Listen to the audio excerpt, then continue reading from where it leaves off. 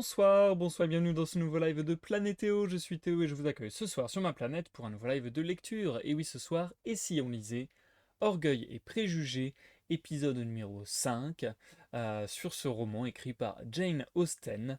Nous lirons ce soir les chapitres 33, 34, puis 35, 36, et enfin pour terminer, 37, 38, 39.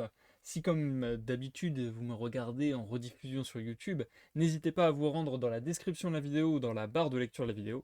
Il se trouve des timecodes qui vont vous permettre de passer l'introduction, de passer les pauses que j'effectuerai dans ma lecture et d'aller directement au chapitre qui vous intéresse. De la même manière, n'hésitez pas à checker la playlist dans l'onglet playlist de ma chaîne YouTube.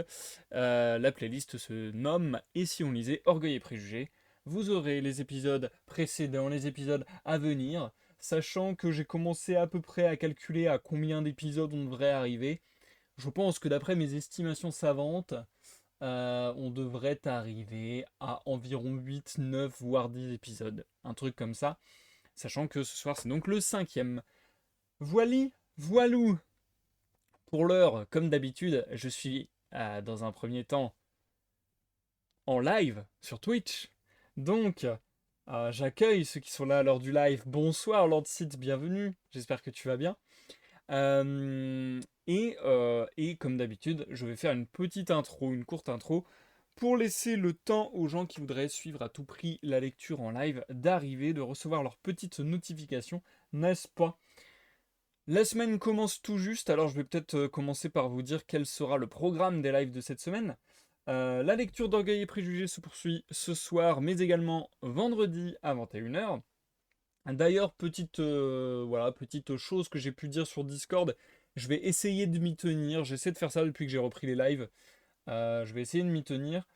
Les rediffusions des lives de lecture devraient arriver maintenant à heure et jour fixe. Bon, c'était déjà toujours le jour fixe, mais bref. J'essaie juste d'être un petit peu plus précis.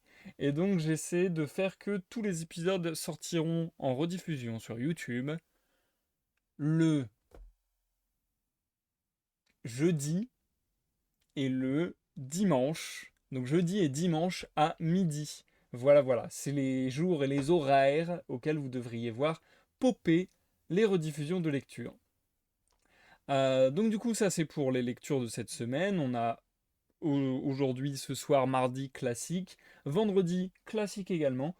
Mais on a un dernier live un petit peu différent, puisque dimanche, je vous en ai parlé lors des derniers lives, j'avais vraiment envie de faire ça. Dimanche, nous ferons un live, ma bibliothèque en quelque sorte, où grosso modo, on va faire un peu du tri, on va faire un peu de la notation, pareil, entre guillemets, parce que c'est plutôt un prétexte pour qu'on discute en fait juste de bouquins, qu'on se pose et qu'on fasse une activité un peu pas très marrante, genre faire du tri, faire du répertoriage, c'est pas ce qui est le plus fun forcément, mais qu'on ait l'occasion de se poser ensemble, de discuter ensemble, que je puisse un petit peu vous présenter ce que j'ai dans ma bibliothèque, puisque je sais que certains d'entre vous me demandent souvent des conseils lecture. Par exemple, au hasard, récemment, on m'a demandé si j'avais des conseils de lecture science-fiction. Est-ce que je lisais de la science-fiction? Eh bien maintenant, la réponse est sur Babelio. Sur Babelio, j'ai mis toute ma bibliothèque à disposition. Quoique pas encore toute ma bibliothèque, mais bientôt. Donc n'hésitez pas à checker. Il y a plein d'outils hyper cool sur Babelio qui vous permettent d'entrer un peu dans le détail, d'avoir aussi les lectures en cours, les lectures à venir, etc. etc. D'ailleurs, j'ai déjà changé ma lecture en cours sur Babelio, puisque en ce moment, il y a Orgueil et Préjugés.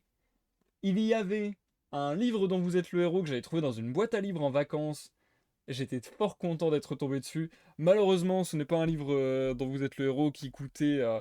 C'était pas la perle rare, quoi. C'était pas les bouquins qui coûtent plusieurs centaines d'euros. C'était un petit livre à 15 euros. Mais bon, c'est pas grave, l'objet m'intéresse. Donc, sa valeur financière n'a que peu d'importance. C'est juste que je sais que ça peut valoir beaucoup. Donc, forcément, je me suis renseigné.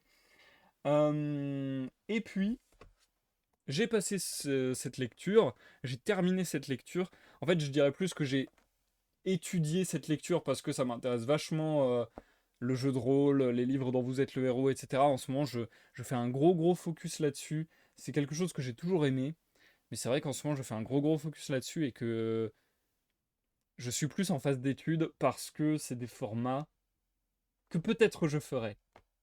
Je vais pas épiloguer là-dessus parce que j'ai pas envie de promettre des projets que je veux pas faire, mais c'est des choses qui m'intéressent vachement. Depuis longtemps, mais c'est vrai qu'en ce moment j'ai mis une petite pierre en plus à l'édifice. Bref, en ce moment du coup, j'ai changé de lecture en parallèle d'Orgueil et Préjugés, et pour mon plaisir personnel, je suis en train de lire le huitième sortilège de Terry Pratchett. Donc voilà, je vous en parle très brièvement ici. J'aime bien, une fois de temps en temps, vous faire un retour sur des bouquins que je peux lire hors live. Et j'espère le faire davantage, étant donné que, en fait, je suis assez monomaniaque, je suis assez monotache. Et j'ai beaucoup de mal à faire plusieurs choses à la fois. J'ai beaucoup de mal à lire plusieurs œuvres à la fois. Mais j'essaie de me forcer un peu parce que je me dis, mais en fait, si je ne lis que les œuvres que je lis en live, je me coupe de plein de choses que je peux aimer. Et en plus, bah, je vais pas lire très vite parce que forcément, lire à voix haute, c'est beaucoup plus difficile, beaucoup plus long, en le faisant 2 fois par semaine, que de lire un bouquin sur le côté. Donc voilà, j'essaie de me forcer à lire des choses simultanément. J'espère que ça va pas trop me perturber l'esprit parce que j'ai vraiment du mal à faire ça. Mais voilà, j'essaie de faire ça en ce moment. Pour le moment, ça passe pas mal. Et en l'occurrence, Terry Pratchett, c'était une découverte en cela que je connais l'auteur de nom depuis très longtemps. Depuis très longtemps, je me dis, a priori, c'est carrément ma came. A priori, je devrais adorer. Et beaucoup de personnes me l'ont conseillé en me disant, ça va être pour toi. Et sur le premier tome, puisque là c'est le second si on le prend, je crois, par ordre chronologique de sortie, mais pas que, même par ordre de compréhension, enfin bref, il y a des ordres sur internet parce que du coup ça fait partie d'un ensemble qui s'appelle les Annales du Disque Monde. Et vous pouvez trouver sur internet des guides de lecture qui vous disent par quel roman passer. Euh, eh bien, sur le premier tome, je me suis vraiment posé la question, j'ai mis vraiment beaucoup de temps à entrer dedans. Il y a des passages que j'ai trouvé géniaux, il y a des passages que j'ai trouvé corrects. Là, le huitième sortilège, le deuxième tome, ma. Je suis à une petite centaine de pages, je pense, et je suis aspiré, captivé. Je trouve que c'est du niveau très bon à génial en permanence. Donc, ça me fait très très plaisir. Et j'ai hâte de poursuivre Terry Pratchett du coup. J'ai hâte de découvrir davantage.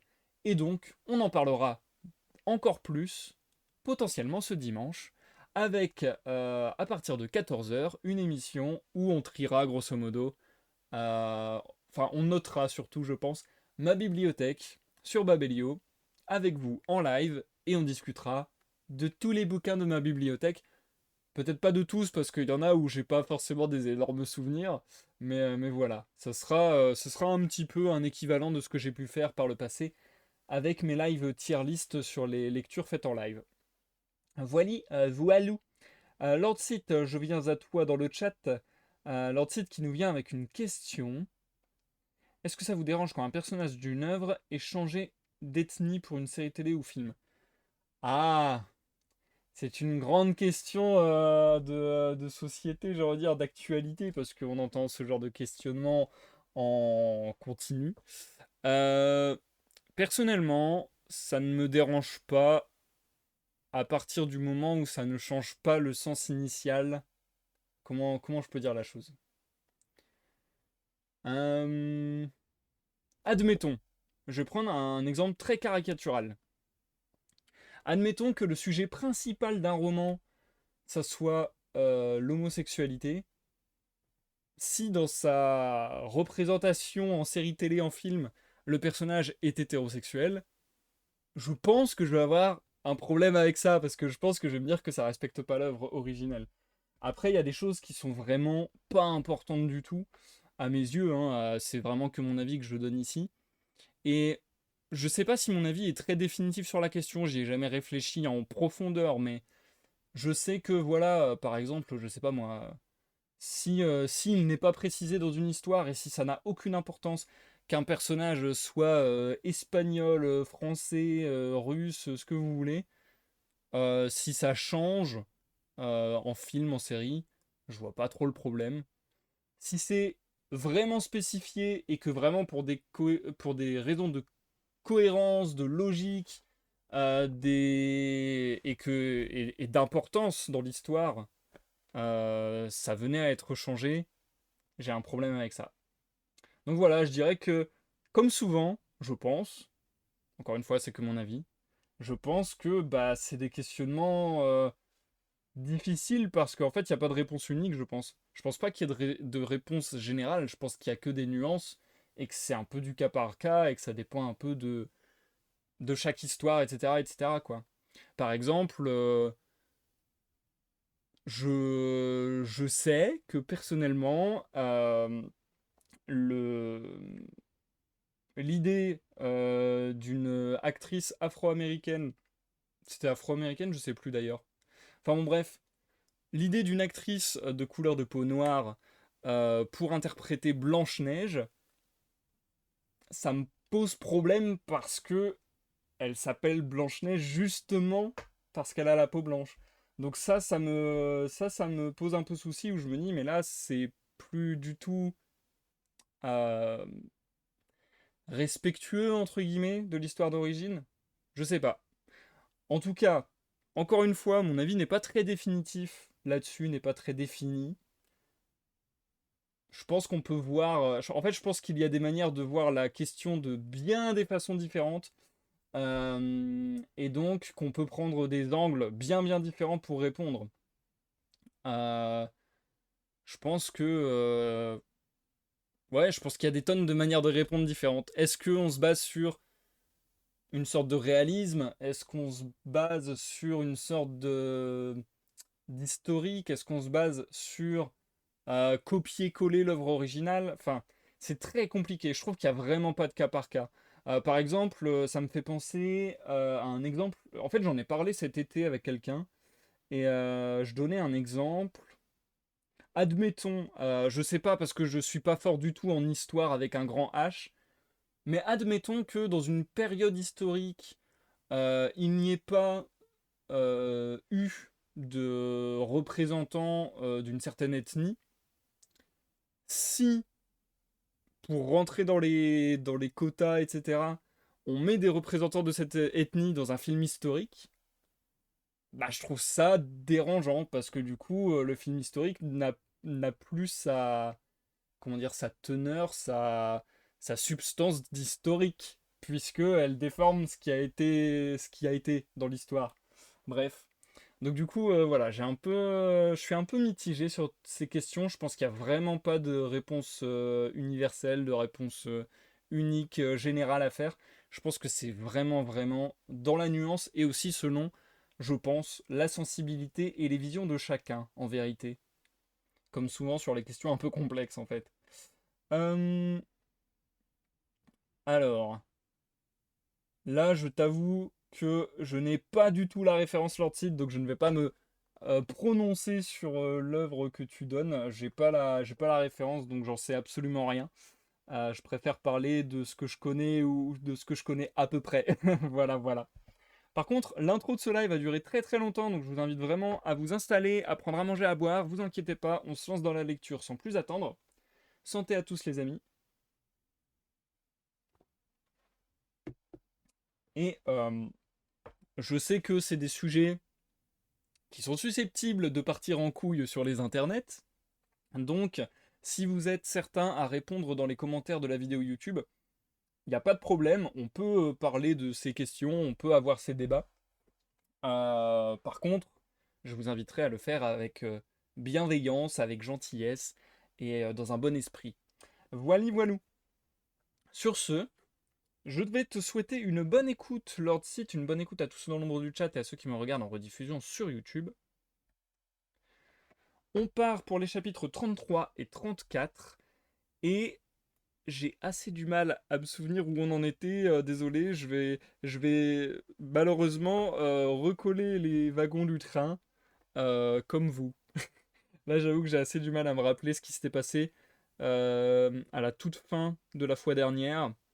Je sais qu'il y avait ces questionnements de la part d'Elisabeth sur est-ce que Darcy il est en train de m'approcher là, il est en train de s'intéresser à moi, qu'est-ce qui se passe? Grosso modo, je pense que c'est à peu près là où on en était. Voilà, voilà. À tout à l'heure pour la pause, on est parti. Chapitre 33. Plus d'une fois, Elisabeth, en se promenant dans le parc, rencontra Mr. Darcy à l'improviste. Elle trouvait assez étrange la malchance qui la menait dans un endroit ordinairement si solitaire, et elle eut soin de l'informer que ce coin du parc était sa retraite favorite.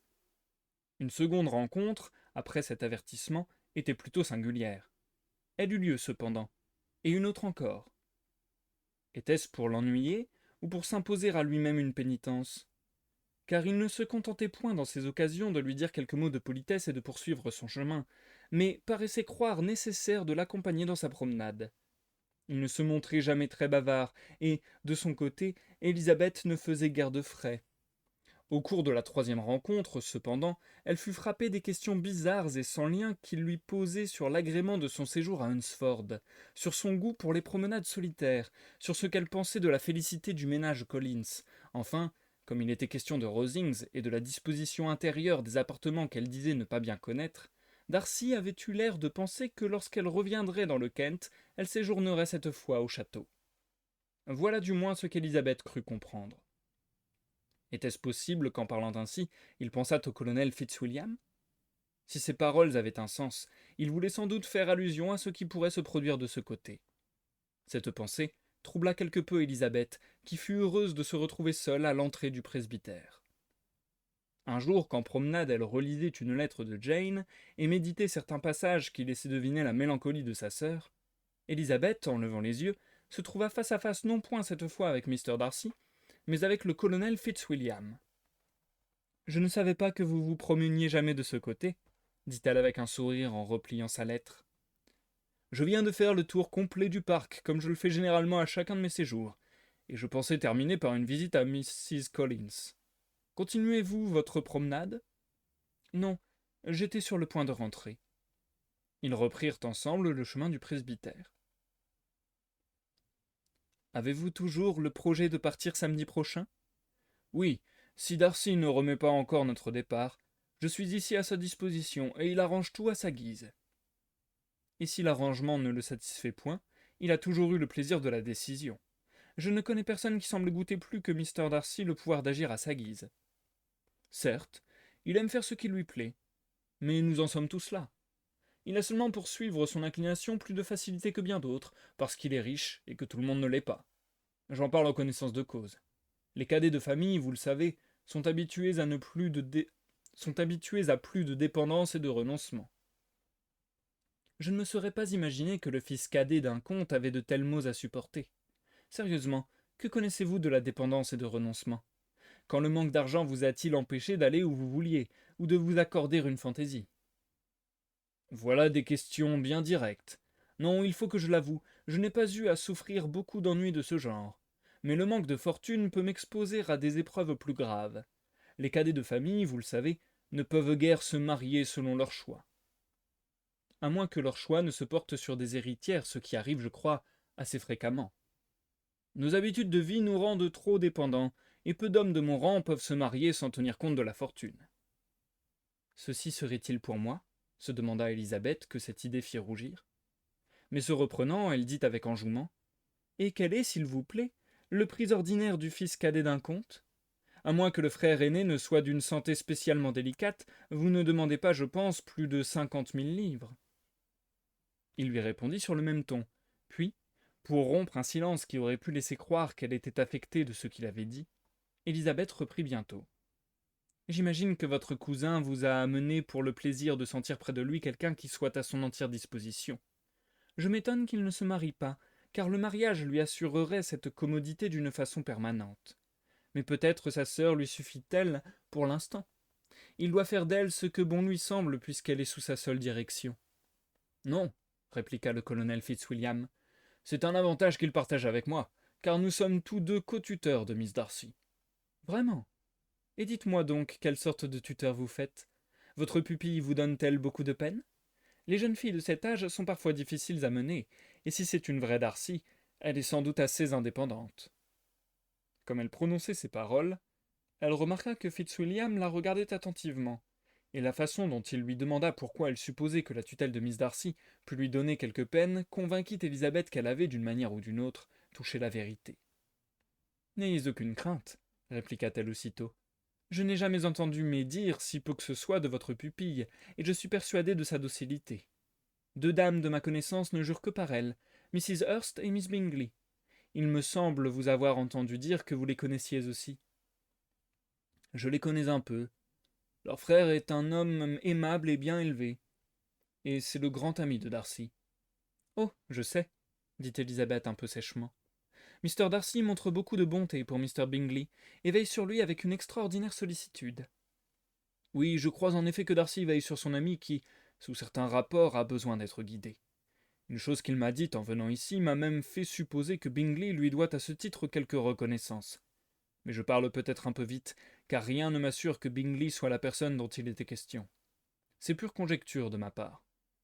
De quoi s'agissait-il? D'une circonstance dont Darcy désire certainement garder le secret, car s'il devait en revenir quelque chose à la famille intéressée, ce serait fort désobligeant.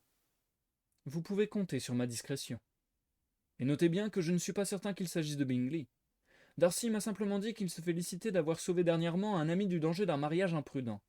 J'ai supposé que c'était Bingley dont il s'agissait, parce qu'il me semble appartenir à la catégorie des jeunes gens capables d'une étourderie de ce genre, et aussi parce que je savais que Darcy et lui avaient passé l'été ensemble.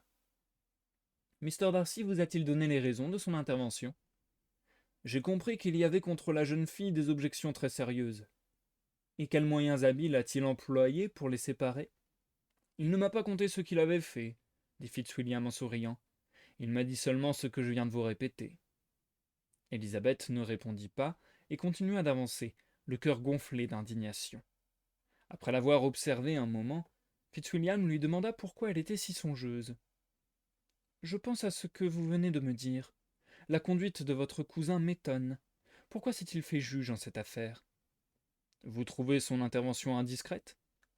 Je ne vois pas quel droit avait Mr. Darcy de désapprouver l'inclination de son ami, ni de décider comment celui-ci pouvait trouver le bonheur. Mais, dit-elle en se ressaisissant, comme nous ignorons tous les détails, il n'est pas juste de le condamner. On peut supposer aussi que le sentiment de son ami n'était pas très profond.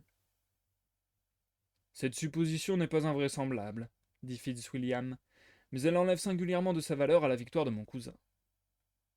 Ce n'était qu'une réflexion plaisante, mais qui parut à Élisabeth peindre très justement Mr. Darcy. Craignant, si elle poursuivait ce sujet, de n'être plus maîtresse d'elle-même, la jeune fille changea brusquement la conversation, et il ne fut plus question que de choses indifférentes jusqu'à l'arrivée au presbytère. Dès que le visiteur fut parti, elle eut le loisir de réfléchir longuement à ce qu'elle venait d'entendre. Sur l'identité des personnages, elle ne pouvait avoir de doute. Il n'y avait pas 2 hommes sur qui Mr. Darcy pût avoir une influence aussi considérable.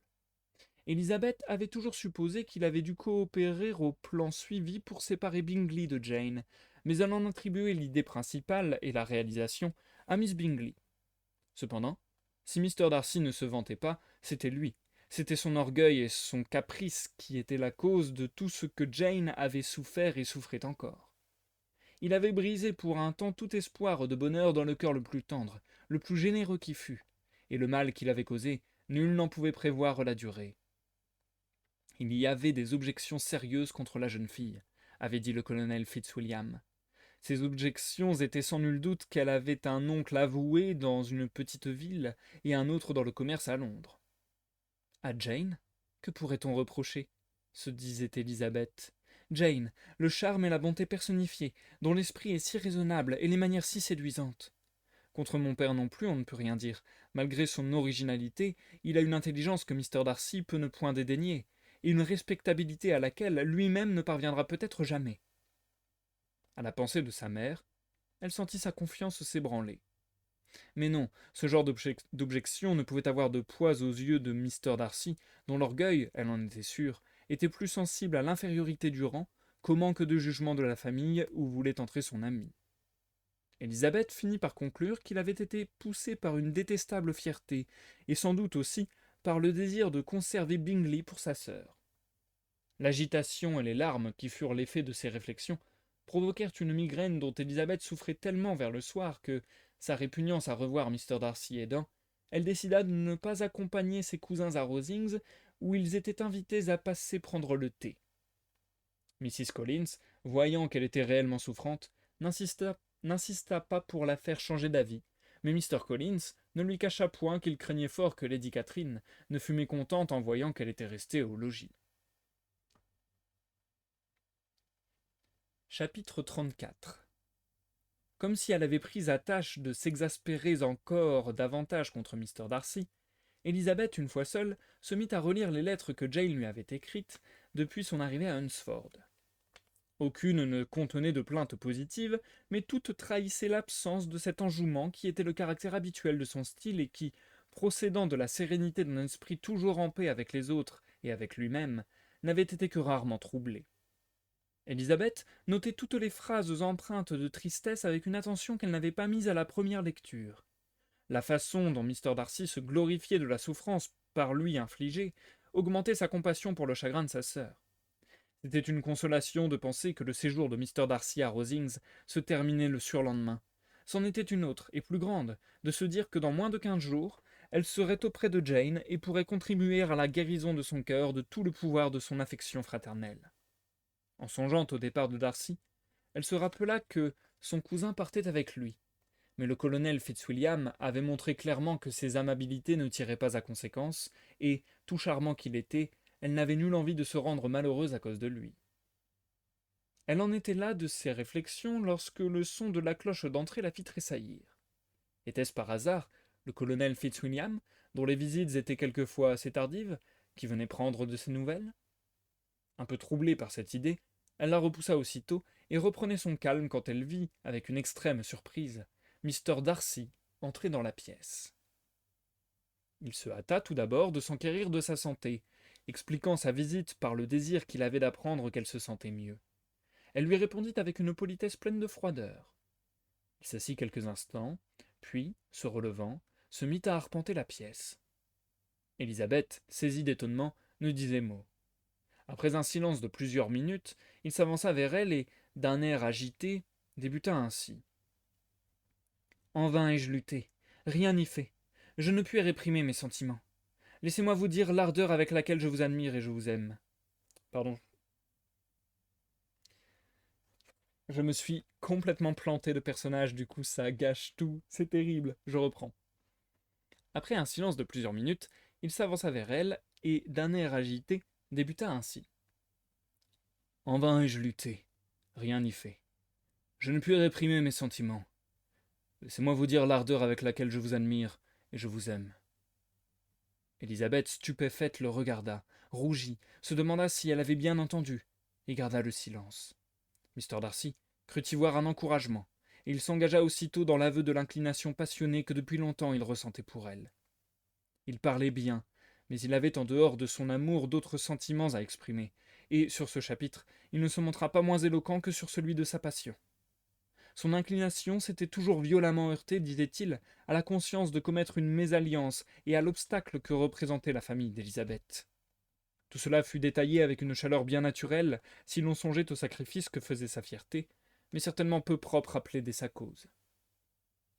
En dépit de sa profonde antipathie, Élisabeth ne pouvait rester insensible à l'hommage que représentait l'amour d'un homme tel que Mr. Darcy. Sans que sa résolution en fût ébranlée un instant, elle commença par se sentir peinée du chagrin qu'elle allait lui causer, mais, irritée par la suite de son discours, elle vit sa colère supprimer toute compassion, et elle essaya seulement de se dominer pour pouvoir lui répondre avec calme lorsqu'il aurait terminé.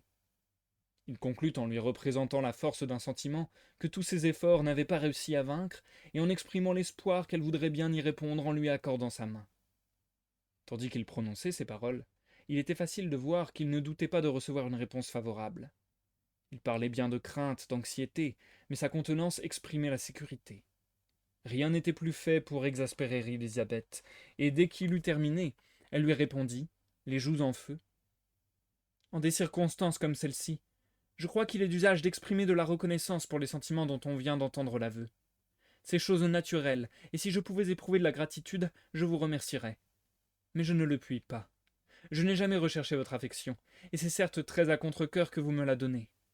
Je regrette d'avoir pu causer de la peine à quelqu'un, mais je l'ai fait sans le vouloir, et cette peine, je l'espère, sera de courte durée.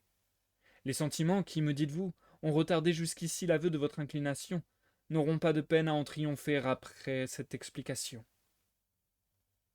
Mr. Darcy, qui s'appuyait à la cheminée, les yeux fixés sur le visage d'Élisabeth, accueillit ces paroles avec autant d'irritation que de surprise. Il pâlit de colère, et son visage refléta le trouble de son esprit. Visiblement, il luttait pour reconquérir son sang-froid, et il n'ouvrit la bouche que lorsqu'il pensa y être parvenu. Cette pause sembla terrible à Élisabeth. Enfin, d'une voix qu'il réussit à maintenir calme, il reprit. Ainsi, c'est là toute la réponse que j'aurai l'honneur de recevoir. Puis-je savoir du moins pourquoi vous me repoussez avec des formes que n'atténue aucun effort de politesse? Mais au reste, peu importe. Je pourrais aussi bien vous demander, répliqua Élisabeth, pourquoi, avec l'intention évidente de me blesser, vous venez me dire que vous m'aimez contre votre volonté, votre raison, et même le souci de votre réputation. N'est-ce pas là une excuse pour mon impolitesse, si impolitesse il y a? Mais j'ai d'autres sujets d'offense, et vous ne les ignorez pas. Quand vous ne m'auriez pas été indifférent, quand même j'aurais eu de la sympathie pour vous, rien au monde n'aurait pu me faire accepter l'homme responsable d'avoir ruiné, peut-être pour toujours, le bonheur d'une sœur très aimée. À ces mots, Mr. Darcy changea de couleur, mais son émotion fut de courte durée, et il ne chercha même pas à interrompre Élisabeth qui continuait. J'ai toutes les raisons du monde de vous mal juger. Aucun motif ne peut excuser le rôle injuste et peu généreux que vous avez joué en cette circonstance. Vous n'oserez pas, vous ne pourrez pas nier que vous avez été le principal, sinon le seul artisan de cette séparation, que vous avez exposé l'un à la censure du monde pour sa légèreté et l'autre à sa dérision pour ses espérances déçues, en infligeant à tous deux la peine la plus vive. Elle s'arrêta et vit non sans indignation que Darcy l'écoutait avec un air parfaitement insensible. Il avait même, en la regardant, un sourire d'incrédulité affectée. « Nierez-vous l'avoir fait » répéta-t-elle. Avec un calme forcé, il répondit. « Je ne cherche nullement à nier que j'ai fait tout ce que j'ai pu pour séparer mon ami de votre sœur, ni que je me suis réjoui d'y avoir réussi. J'ai été pour Bingley plus raisonnable que pour moi-même. » Élisabeth parut dédaigner cette réflexion aimable, mais le sens ne lui en échappa point, et, de plus en plus animée, elle reprit. Ceci n'est pas la seule raison de mon antipathie. Depuis longtemps, mon opinion sur vous était faite. J'ai appris à vous connaître par les révélations que m'a faites Mr. Wickham, voilà déjà plusieurs mois. À ce sujet, qu'avez-vous à dire? Quel acte d'amitié imaginaire pouvez-vous invoquer pour vous défendre, ou de quelle façon pouvez-vous dénaturer les faits pour en donner une vision qui vous soit avantageuse? Vous prenez un intérêt bien vif aux affaires de ce gentleman, dit Darcy d'un ton moins froid, tandis que son visage s'enflammait. Qui pourrait n'en point éprouver, quand on connaît son infortune? Son infortune? Répéta Darcy d'un ton méprisant. Son infortune est grande, en vérité. Et vous en êtes l'auteur. C'est vous qui l'avez réduite à la pauvreté. Pauvreté relative, je le veux bien. C'est vous qui l'avez frustré davantage que vous lui saviez destiné. Vous avez privé toute sa jeunesse de l'indépendance à laquelle il avait droit. Vous avez fait tout cela, et la mention de son infortune n'excite que votre ironie. Alors, s'écria Darcy, arpentant la pièce avec agitation, voilà l'opinion que vous avez de moi. Je vous remercie de me l'avoir dite aussi clairement. Les charges énumérées dans ce réquisitoire, certes, sont accablantes, mais peut-être, dit-il en suspendant sa marche et en se tournant vers elle, auriez-vous fermé les yeux sur ces offenses si votre amour-propre n'avait pas été froissé par la confession honnête des scrupules qui m'ont longtemps empêché de prendre une décision? Ces accusations amères n'auraient peut-être pas été formulées si, avec plus de diplomatie, j'avais dissimulé mes luttes, et vous avez affirmé que j'étais poussé par une inclination pure et sans mélange, par la raison, par le bon sens, par tout enfin. Mais la dissimulation, sous n'importe quelle forme, m'a toujours fait horreur. Je ne rougis pas d'ailleurs des sentiments que je vous ai exposés, ils sont justes et naturels. Pouviez-vous vous attendre à ce que je me réjouisse de l'infériorité de votre entourage ou que je me félicite de nouer des liens de parenté avec des personnes dont la condition sociale est si manifestement au-dessous de la mienne? La colère d'Élisabeth grandissait de minute en minute.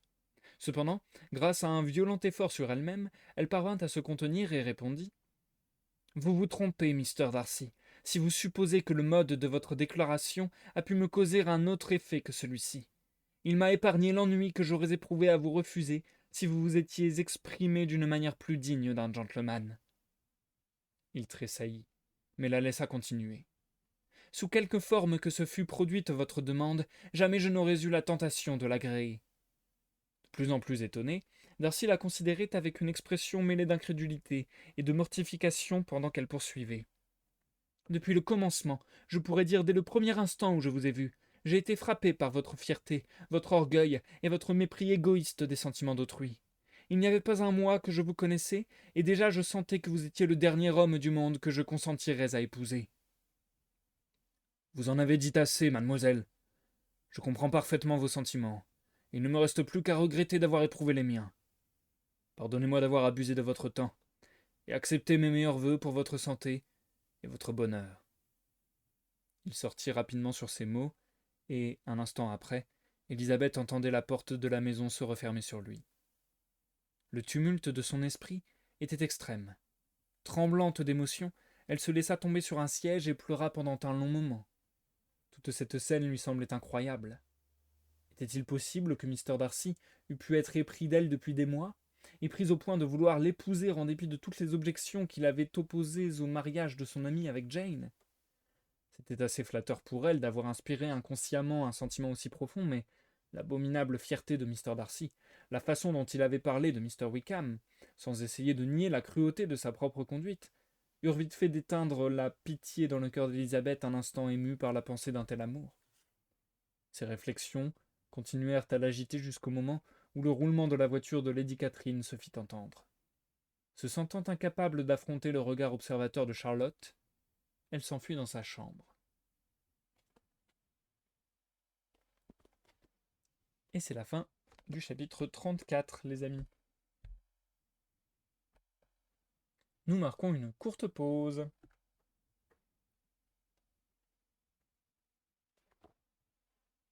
Et du coup, merci d'être passé leur site. Et bon visionnage à toi à la rediffusion. J'ai l'impression d'avoir lu relativement vite, en fait, je me suis pas rendu compte. Désolé si ça a été le cas. J'ai peut-être eu un débit assez élevé. Hmm, hmm. En vrai, je suis assez content, je vais pas vous mytho. C'est rare que je sois satisfait de moi-même, donc autant me mousser un petit peu quand j'en ai l'occasion. Je suis assez satisfait parce que souvent mes vidéos sur YouTube, quand je fais les timecodes, c'est un peu relou de trouver le moment où j'ai arrêté un chapitre pour passer au chapitre suivant et ainsi de suite. Donc du coup souvent je regarde des petites parties de vidéos en x2 et voilà, j'essaie de trouver le plus rapidement possible l'endroit où mettre le timecode. Et quand je m'écoute en x2, je comprends quand même ce que je dis, même quand je parle vite, etc. Et du coup je me dis, ok, c'est la preuve que c'est la preuve presque scientifique entre guillemets que j'ai à peu près une bonne élocution. Et du coup je me dis, comme je le répète souvent, mon but premier c'est la compréhension, mon but second c'est l'agréable. Donc voilà, si j'arrive à être compréhensible, c'est le plus important. Si j'arrive à être agréable, c'est encore mieux. Donc voilà, j'espère que cette lecture vous aura été compréhensible et agréable. D'autant qu'il s'est passé des choses dingos là. Genre, déjà le petit passage entre comment il s'appelle déjà? Fitzwilliam. Fitzwilliam et Elisabeth était intéressant. Qui finit encore par. Enfin, qui finit encore, non. Les deux chapitres se finissent par les pleurs d'Elisabeth. C'est assez triste. Parce qu'elle aime pas faire du mal aux gens. Et du coup, il y a un truc quand même. Elisabeth, elle a l'air vachement dure. Elle a l'air vachement cassante, parfois, je trouve. Et en même temps, elle est attendrissante, quoi. Le fait que bah, ça la fasse vraiment chier de faire du mal aux autres, c'est quand même une, une preuve d'empathie qui fait que ça la rend sympathique. Donc, c'est marrant comme les personnages, tout en étant pas toujours très agréables, on peut quand même leur trouver quelques points d'attache, comme ça, quelques points d'accroche où ça va fonctionner. Bonsoir Orenti, ça fait longtemps qu'on ne s'est point croisé. Comment vas-tu? Comment vas-tu? Comment vas-tu? Donc voilà, ça c'était très cool. Et puis ensuite, bien entendu, Darcy. Alors là, je m'y attendais pas du tout. À tel point que j'ai gâché la révélation des sentiments de Darcy. Je m'en veux. Je m'en veux, je m'en veux en faisant la mauvaise voix. Mais je m'attendais pas du tout à la révélation des sentiments de Darcy à ce moment-là. Je trouve que ça sort de nulle part. Et à la fois, c'est très bien. pensé, je trouve, de la part de Jane Austen, parce que, réalistiquement parlant, je trouve que c'est tout à fait probable. J'imagine très très bien ce genre de situation IRL de quelqu'un qui avoue ses sentiments sortis de nulle part, comme ça, enfin ouais. Donc ça me choque pas du tout avec les tempéraments des personnages et tout. Mais c'est vrai que on est à la page 194 sur 370, il me semble. Comment vous dire que bah, il nous reste beaucoup beaucoup à lire. On est à un peu plus de la moitié. Qu'est-ce qui va se passer dans cette moitié, quoi? Je suis vraiment choqué en fait. Je pensais vraiment que ça serait quelque chose qui serait fait vers la fin de l'histoire. Et du coup, je me dis, il va y avoir du remplissage. Est-ce qu'il sera de qualité? J'ai hâte, j'ai hâte, j'ai hâte. Je pense, encore une fois, malheureusement, heureusement, ça dépend de la manière dont c'est fait. Encore une fois, je suis assez peu sensible au spoil. Pour moi, les événements en eux-mêmes sont pas très importants. C'est la manière dont sont amenés les événements qui est cool. Euh, mais voilà, je pense que la finalité de la chose, c'est que Darcy et Elizabeth se mettent en couple, j'imagine. Donc, on pourrait s'imaginer que Elizabeth va se rendre compte qu'il y avait peut-être des raisons atténuantes au comportement de Darcy, au comportement qu'elle juge si inacceptable et si qui la courrouce à ce point. Euh, donc, soit ça, soit peut-être le truc de les sentiments sont trop forts et je l'aime, peu importe, même s'il fait de la merde. Je sais pas comment ça va être justifié, je sais pas comment ça va être amené, je sais même pas si ça va prendre cette direction en vérité. Mais ça me rend très très curieux sur la suite, les chapitres qu'on vient de lire, franchement, ça me rend très très curieux pour la suite. Ça risque d'être une petite dinguerie. Franchement, je vous avoue, hein, je sais que beaucoup de gens fanboyisent à l'infini sur cette œuvre, chose qui en général me fait un peu un effet repoussoir. Genre, quand il y a une œuvre qui est vraiment plébiscitée, en général, ça me donne pas envie de la découvrir. Voilà, c'est l'esprit de contradiction purement débile, purement primaire, mais voilà. Euh, mais c'est vrai que je commence à vraiment entrer dans l'histoire, hein. Vraiment, de chapitre en chapitre, je suis pris de plus en plus. D'ailleurs, il y avait l'écoute aux portes qui avait commenté en rediffusion sur YouTube, et je suis très d'accord avec elle. Le style de Jane Austen est ultra simple, mais ultra efficace. Et elle a les bons mots. Et enfin, je sais pas, j'ai du mal du coup à décrire son style parce que justement, il réside tellement dans la simplicité. Elle réussit un travail vraiment de fou en tant qu'auteur, je trouve, parce que réussir à faire qu'on soit embarqué, à faire qu'on soit happé dans l'histoire comme ça, tout en étant très très sobre, très très simple, encore une fois, je trouve que c'est franchement, franchement chapeau quoi. Franchement chapeau. Enfin bref, je vous propose de poursuivre la lecture étant donné que j'ai déjà fait une intro assez costaude. En plus ce soir j'ai un petit peu moins de pages que lors des lives précédents à vous lire. C'était la meilleure découpe que je pouvais faire. Donc écoutez, on est reparti. Hop. Je vais peut-être essayer de freiner un peu le débit parce que j'ai vraiment l'impression d'avoir lu très rapidement sur la première partie. On va voir. On va voir comment ça se goupille. Et on va voir quelle va être la suite. Non mais vraiment je suis choqué en fait. Qu'est-ce qui va se passer maintenant quoi? Hmm. J'ai hâte de voir la prochaine interaction avec Jane, ça risque d'être intéressant. Bref, bonne écoute Orenti, bonne écoute à tous ceux dans l'ombre du chat et à ceux qui me regardent en rediffusion sur YouTube. A tout à l'heure pour l'outro... non, pas pour l'outro, pour la dernière pause de ce soir. On est y part. Chapitre 35. À son réveil, Elisabeth retrouva les pensées et les réflexions sur lesquelles elle s'était endormie. Elle ne pouvait revenir de la surprise qu'elle avait éprouvée la veille. Il lui était impossible de penser à autre chose. Incapable de se livrer à une occupation suivie, elle résolut de prendre un peu d'exercice après le déjeuner. Elle se dirigeait vers son endroit favori lorsque l'idée que Mr. Darcy venait parfois de ce côté l'arrêta. Au lieu d'entrer dans le parc, elle suivit le sentier qui l'éloignait de la grande route, tout en longeant la grille. Saisie par le charme de cette matinée printanière, elle s'arrêta à l'une des portes et jeta un coup d'œil dans le parc. L'aspect de la campagne avait beaucoup changé pendant les 5 semaines qu'elle avait passées à Hunsford, et les arbres les plus précoces verdissaient à vue d'œil. Élisabeth allait reprendre sa promenade lorsqu'elle aperçut une silhouette masculine dans le bosquet qui formait la lisière du parc. Craignant que ce ne fût Mr. Darcy, elle se hâta de battre en retraite. Mais celui qu'elle voulait éviter était déjà assez près pour la voir, et il fit rapidement quelques pas vers elle en l'appelant par son nom. Élisabeth fit volte-face et revint vers la porte.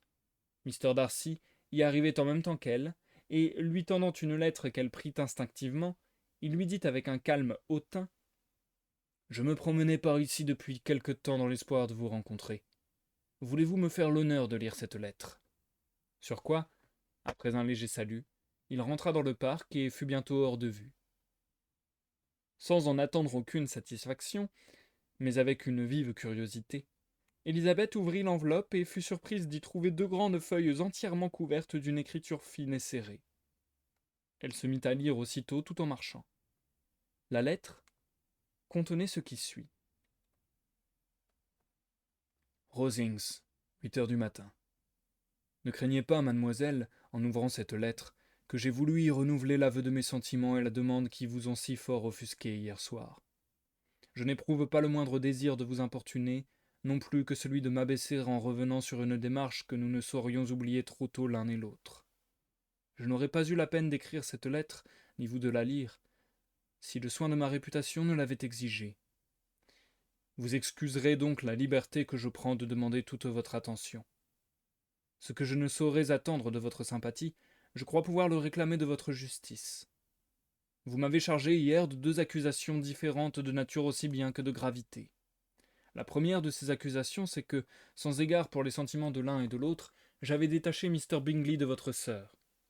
La seconde, c'est qu'au mépris de revendications légitimes, au mépris des sentiments d'honneur et d'humanité, j'avais brisé la carrière et ruiné les espérances d'avenir de Mr. Wickham.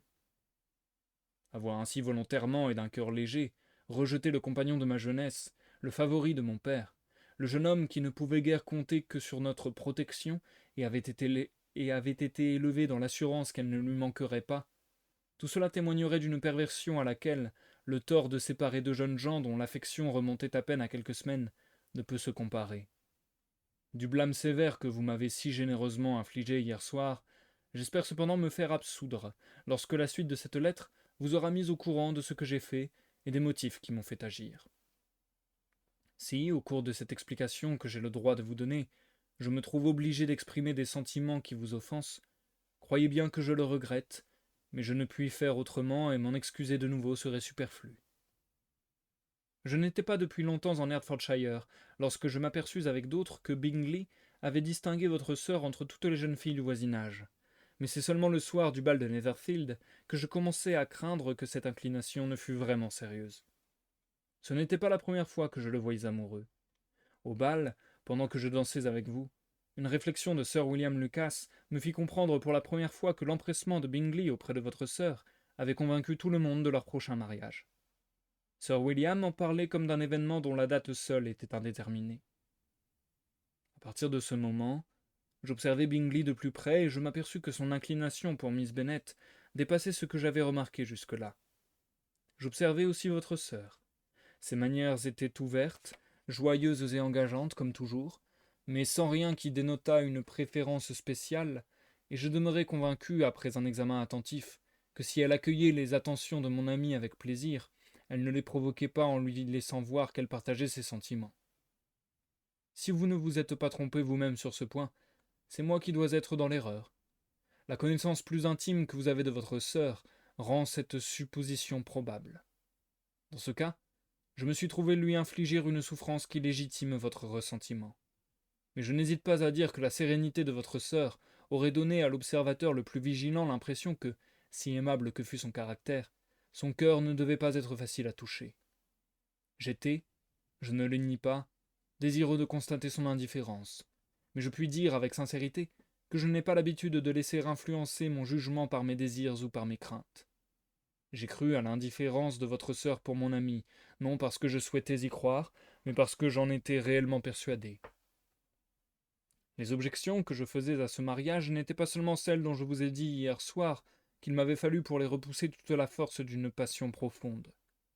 Le rang social de la famille dans laquelle il désirait entrer ne pouvait avoir pour mon ami la même importance que pour moi. Mais il y avait d'autres motifs de répugnance, motifs qui se rencontrent à un égal degré dans les deux cas, mais que j'ai pour ma part essayé d'oublier, parce que les inconvénients que je redoutais n'étaient plus immédiatement sous mes yeux. Ces motifs doivent être exposés brièvement.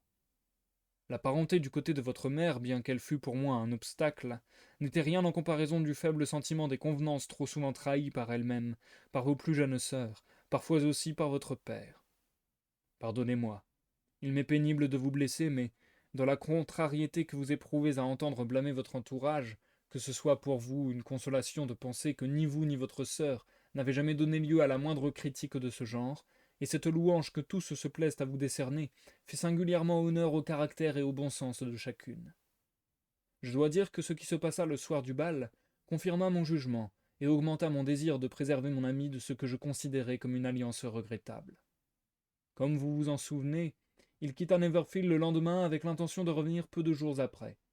Le moment est venu maintenant d'expliquer mon rôle en cette affaire. L'inquiétude de Miss Bingley avait été également éveillée.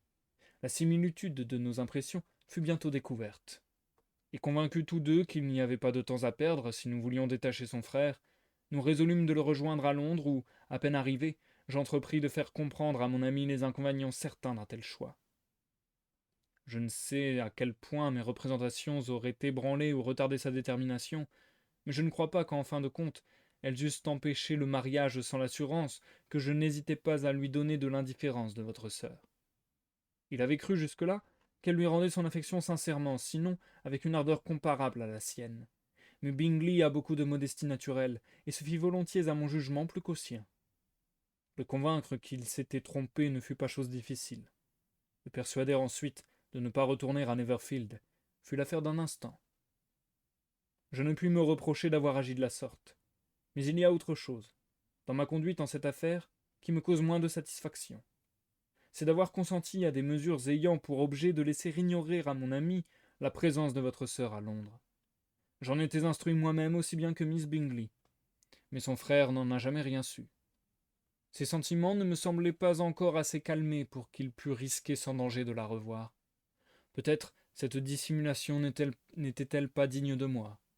En tout cas, la chose est faite et j'ai agi avec les meilleures intentions. Je n'ai rien de plus à ajouter sur ce sujet, pas d'autres explications à offrir. Si j'ai causé de la peine à votre sœur, je l'ai fait sans m'en douter, et les motifs de ma conduite, qui doivent naturellement vous sembler insuffisants, n'ont pas perdu à mes yeux leur valeur. Quant à l'accusation plus grave d'avoir fait tort à Mr. Wickham, je ne puis la réfuter qu'en mettant sous vos yeux le récit de ses relations avec ma famille. J'ignore ce dont il m'a particulièrement accusé, mais de la vérité de ce qui va suivre, je puis citer plusieurs témoins dont la bonne foi est incontestable. Mr. Wickham est le fils d'un homme extrêmement respectable, qui pendant de longues années eut à régir tout le domaine de Pemberley. En reconnaissance du dévouement qu'il apporta dans l'accomplissement de cette tâche, mon père s'occupa avec une bienveillance sans bornes de George Wickham, qui était son filleul. Il se chargea des frais de son éducation au collège et à Cambridge, aide inappréciable pour Mr. Wickham, qui, toujours dans la gêne par suite de l'extravagance de sa femme, se trouvait dans l'impossibilité de faire donner à son fils l'éducation d'un gentleman. Mon père, non seulement aimait la société de ce jeune homme dont les manières ont toujours été séduisantes, mais l'avait en haute estime. Il souhaitait lui voir embrasser la carrière ecclésiastique et se promettait d'aider à son avancement. Pour moi, il y avait fort longtemps que j'avais commencé à le juger d'une façon différente. Les dispositions vicieuses et le manque de principe qu'il prenait soin de dissimuler à son bienfaiteur ne pouvaient échapper à un jeune homme du même âge ayant l'occasion, qui manquait à mon père, de le voir dans des moments où il s'abandonnait à sa nature. Me voilà de nouveau dans l'obligation de vous faire de la peine, en quelle mesure je ne sais. Le soupçon qui m'est venu sur la nature des sentiments que vous a inspirés George Wickham ne doit pas m'empêcher de vous dévoiler son véritable caractère, et me donne même une raison de plus de vous en instruire. Mon excellent père mourut il y a 5 ans, et, jusqu'à la fin, son affection pour George Wickham ne se démentit point. Dans son testament, il me recommandait tout particulièrement de favoriser l'avancement de son protégé dans la carrière de son choix, et, au cas où celui-ci entrerait dans les ordres, de le faire bénéficier d'une cure importante qui est un bien de famille aussitôt que les circonstances la rendraient vacante. Il lui laissait de plus un legs de 1000 livres. Le père de Mr. Wickham ne survécut pas longtemps au mien, et dans les 6 mois qui suivirent ces événements, George Wickham m'écrivit pour me dire qu'il avait finalement décidé de ne pas entrer dans les ordres. En conséquence, il espérait que je trouverais naturel son désir de voir transformer en un avantage pécuniaire la promesse du bénéfice ecclésiastique faite par mon père. Je me propose, ajoutait-il, de faire mes études de droit, et vous devez vous rendre compte que la rente de 1000 livres sterling est insuffisante pour me faire vivre. J'aurais aimé à le croire sincère. En tout cas, j'étais prêt à accueillir sa demande, car je savais pertinemment qu'il n'était pas fait pour être clergyman. L'affaire fut donc rapidement conclue. En échange d'une somme de 3000 livres, Mr. Wickham abandonnait toute prétention à se faire assister dans la carrière ecclésiastique, dût-il jamais y entrer. Il semblait maintenant que toutes relations dussent être rompues entre nous. Je ne l'estimais pas assez pour l'inviter à Pemberley, non plus que pour le fréquenter à Londres. C'est là, je crois, qu'il vivait surtout. Mais ses études de droit n'étaient qu'un simple prétexte. Libre maintenant de toute contrainte, il menait une existence de paresse et de dissipation. Pendant 3 ans, c'est à peine si j'entendis parler de lui. Mais au bout de ce temps, la cure qui jadis lui avait été destinée, se trouvant vacante par suite de la mort de son titulaire, il m'écrivit de nouveau pour me demander de la lui réserver. Sa situation, me disait-il, et je n'avais nulle peine à le croire, était des plus gênées. Il avait reconnu que le droit était une carrière sans avenir, et si je consentais à lui accorder le bénéfice en question, il était maintenant fermement résolu à se faire ordonner. Mon assentiment lui semblait indubitable, car il savait que je n'avais pas d'autre candidat qui m'intéressât spécialement, et je ne pouvais certainement avoir oublié le vœu de mon père à ce sujet. J'opposai à cette demande un refus formel. Vous ne m'en blâmerez pas, je pense, non plus que d'avoir résisté à toutes les tentations du même genre qui suivirent. Son ressentiment fut égal à la détresse de sa situation, et je suis persuadé qu'il s'est montré aussi violent dans les propos qu'il vous a tenus sur moi que dans les reproches que je reçus de lui à cette époque. Après quoi, tout rapport cessèrent entre nous. Comment vécut-il, je l'ignore.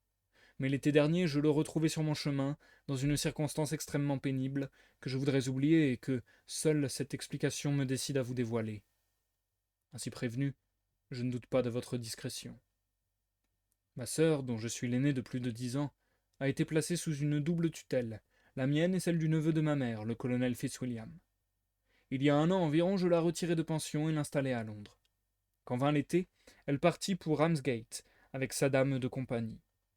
À Ramsgate se rendit aussi Mr. Wickham, et certainement à dessein, car on découvrit ensuite qu'il avait des relations antérieures avec Mrs. Young, la dame de compagnie, sur l'honorabilité de laquelle nous avions été indignement trompés. Grâce à sa connivence et à son aide, il arriva si bien à toucher Georgiana, dont l'âme affectueuse avait gardé un bon souvenir de son grand camarade d'enfance, qu'elle finit par se croire éprise au point d'accepter de s'enfuir avec lui. Son âge, 15 ans à peine, est sa meilleure excuse, et maintenant que je vous ai fait connaître son projet insensé, je me hâte d'ajouter que c'est à elle-même que je dus d'en être averti. J'arrivai à l'improviste un jour ou deux avant l'enlèvement projeté, et Georgiana, incapable de supporter l'idée d'offenser un frère qu'elle respecte presque à l'égal d'un père, me confessa tout. Vous pouvez imaginer ce que je ressentis alors, et quelle conduite j'adoptai. Le souci de la réputation de ma sœur et la crainte de heurter sa sensibilité interdisaient tout éclat. Mais j'écrivis à Mr. Wickham qui quitta les lieux immédiatement, et Mrs. Young, bien entendu, fut renvoyée sur-le-champ. Le but principal de Mr. Wickham était sans doute de capter la fortune de ma sœur, qui est de 30 000 livres. Mais je ne puis m'empêcher de croire que le désir de se venger de moi était aussi pour lui un puissant mobile. En vérité, sa vengeance eût été complète. Voilà, mademoiselle, le fidèle récit des événements auxquels nous nous sommes trouvés mêlés l'un et l'autre. Si vous voulez bien le croire exactement conforme à la vérité, je pense que vous m'absoudrez du reproche de cruauté à l'égard de Mr. Wickham. J'ignore de quelle manière, par quel mensonge il a pu vous tromper. Ignorante comme vous l'étiez de tout ce qui nous concernait, ce n'est pas très surprenant qu'il y ait réussi. Vous n'aviez pas les éléments nécessaires pour vous éclairer sur son compte, et rien ne vous disposait à la défiance. Vous vous demanderez sans doute pourquoi je ne vous ai pas dit tout cela hier soir. Je ne me sentais pas assez maître de moi pour juger ce que je pouvais ou devais vous révéler. Quant à l'exactitude des faits qui précèdent, je puis en appeler plus spécialement au témoignage du colonel Fitzwilliam qui, du fait de notre parenté, de nos rapports intimes et plus encore, de sa qualité d'exécuteur du testament de mon père, a été forcément mis au courant des moindres détails. Si l'horreur que je vous inspire devait enlever à vos yeux toute valeur à mes assertions, rien ne peut vous empêcher de vous renseigner auprès de mon cousin. C'est pour vous en donner la possibilité que j'essaierai de mettre cette lettre entre vos mains dans le courant de la matinée. Je n'ajoute qu'un mot. Dieu vous garde. Fitzwilliam Darcy.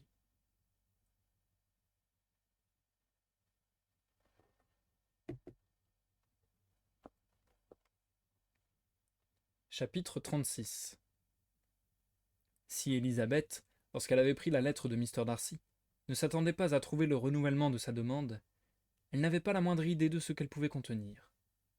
On se figure l'empressement qu'elle mit à en prendre connaissance, et les sentiments contradictoires qui l'agitèrent pendant cette lecture. Tout d'abord, elle trouva stupéfiant qu'il crût possible de se justifier à ses yeux. Elle était convaincue qu'il ne pouvait donner Elle était convaincue qu'il ne pouvait donner aucune explication dont il n'eût à rougir, et se fut donc prévenue contre tout ce qu'il pourrait dire qu'elle commença le récit de ce qui s'était passé à Neverfield.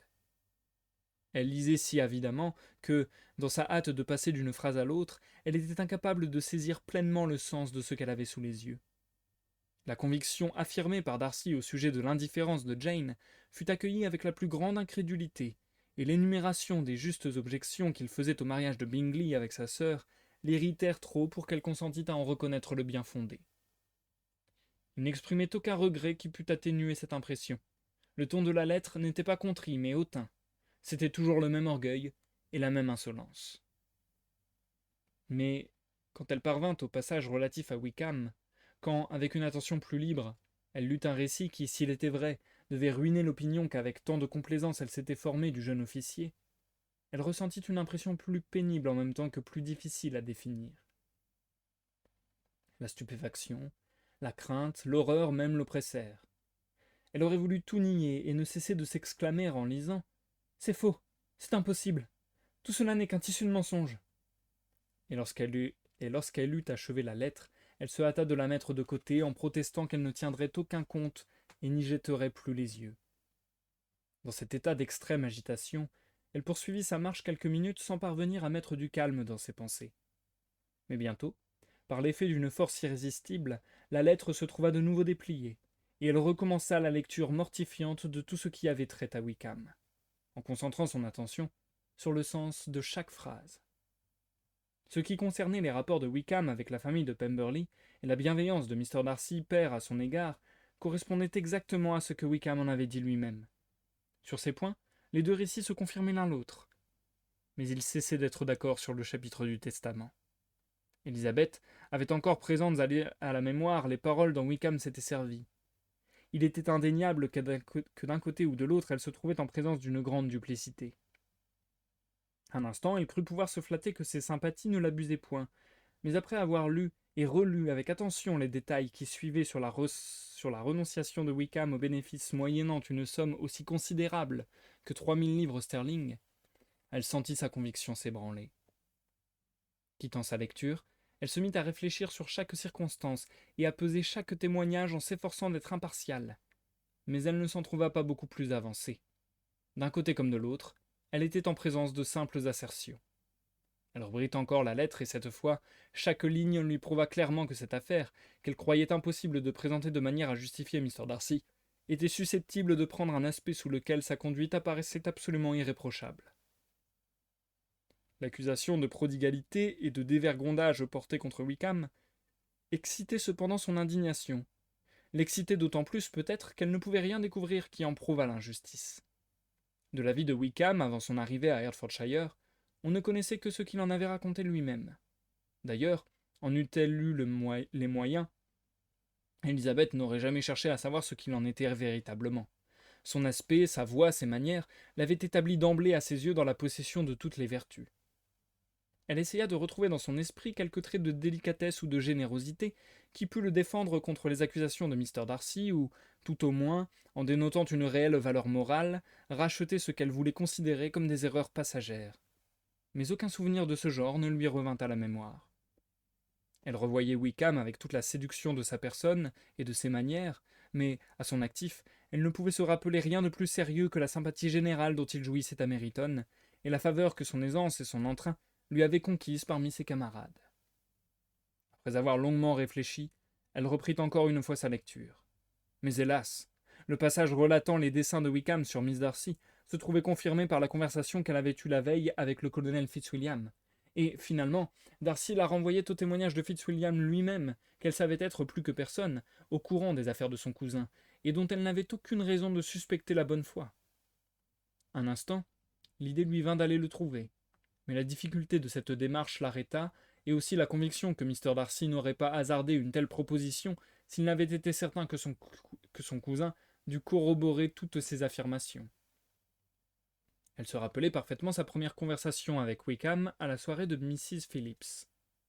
Ce qu'il y avait de malséant dans des confidences de ce genre faites à une étrangère la frappait maintenant, et elle s'étonna de ne l'avoir pas remarqué plus tôt. Elle voyait l'indélicatesse qu'il y avait à se mettre ainsi en avant. La conduite de Wickham ne concordait pas non plus avec ses déclarations. Ne s'était-il pas vanté d'envisager sans crainte l'idée de rencontrer Mr. Darcy? Cependant, pas plus tard que la semaine suivante, il s'était abstenu de paraître au bal de Neverfield. Et puis, tant que les Bingley étaient restés dans le pays, Wickham ne s'était confié qu'à elle, mais, aussitôt leur départ, son histoire avait défrayé partout les conversations, et il ne s'était pas fait scrupule de s'attaquer à la réputation de Mr. Darcy, bien qu'il lui eût assuré que son respect pour le père l'empêcherait toujours de porter atteinte à l'honneur du fils. Comme il lui apparaissait maintenant sous un jour différent, ses assiduités auprès de Miss King ne venaient plus que de vils calculs, et la médiocre fortune de la jeune fille, au lieu de prouver la modération de ses ambitions, le montrait simplement poussé par le besoin d'argent à mettre la main sur tout ce qui était à sa portée. Son attitude envers elle-même ne pouvait avoir de mobile louable, ou bien il avait été trompé sur sa fortune, ou bien il avait satisfait sa vanité en encourageant une sympathie qu'elle avait eu l'imprudence de lui laisser voir. Dans ses derniers efforts pour le défendre, Élisabeth mettait de moins en moins de conviction. D'autre part, pour la justification de Mr. Darcy, elle était obligée de reconnaître que Mr. Bingley, longtemps auparavant, avait affirmé à Jane la correction de son ami dans cette affaire. En outre, si peu agréables que fussent ses manières, jamais au cours de leurs rapports, qui, plus fréquents en dernier lieu, lui avaient permis de le mieux connaître, elle n'avait rien vu chez lui qui accusât un manque de principe ou qui trahît des habitudes répréhensibles au point de vue moral ou religieux. Parmi ces relations, il était estimé et apprécié. S'il avait agi comme l'affirmait Wickham, une conduite si contraire à l'honneur et au bon droit n'aurait pu être tenue cachée, et l'amitié que lui témoignait un homme comme Bingley devenait inexplicable. Élisabeth se sentit envahir par la honte. Elle ne pouvait penser à Darcy pas plus qu'à Wickham sans reconnaître qu'elle avait été aveugle, absurde, pleine de partialité et de prévention. Comment, s'exclamait-elle, ai-je pu agir de la sorte, moi qui étais si fière de ma clairvoyance et qui ai si souvent dénié la généreuse candeur de Jane? Quelle découverte humiliante, humiliation trop méritée. L'amour n'aurait pu m'aveugler davantage, mais c'est la vanité, non l'amour, qui m'a égaré. Flatté de la préférence de l'un, froissé du manque d'égard de l'autre, je me suis abandonné dès le début à mes préventions, et j'ai jugé l'un et l'autre en dépit du bon sens. D'elle à Bingley, de Bingley à Jane, ses pensées la menèrent bientôt au point sur lequel l'explication de Darcy lui avait paru insuffisante, et elle reprit la lettre. Très différent fut l'effet produit par cette seconde lecture. Comment pouvait-elle refuser à ses assertions dans un cas le crédit qu'elle s'était trouvée obligée de leur donner dans l'autre? Mr. Darcy déclarait qu'il n'avait pas cru à l'attachement de Jane pour son amie.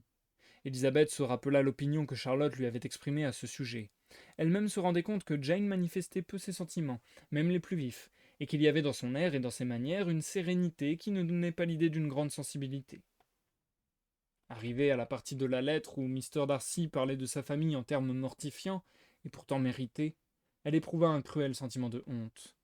La justesse de cette critique était trop frappante pour qu'elle pût la contester, et les circonstances du bal de Neverfield, qu'il rappelait comme ayant confirmé son premier jugement, avaient produit une impression non moins forte sur l'esprit d'Élisabeth. L'hommage que Darcy lui rendait ainsi qu'à sa sœur la calma un peu, mais sans la consoler de la censure que le reste de sa famille s'était attirée.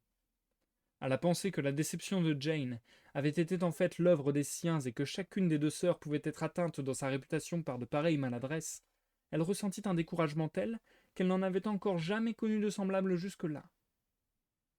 Il y avait 2 heures qu'elle arpentait le sentier, lorsque la fatigue et la pensée de son absence prolongée la ramenèrent enfin vers le presbytère. Elle rentra avec la volonté de montrer autant d'entrain que d'habitude, et d'écarter toutes les pensées qui pourraient détourner son esprit de la conversation. Elle apprit en arrivant que les gentlemen de Rosings avaient fait visite tous les 2 en son absence.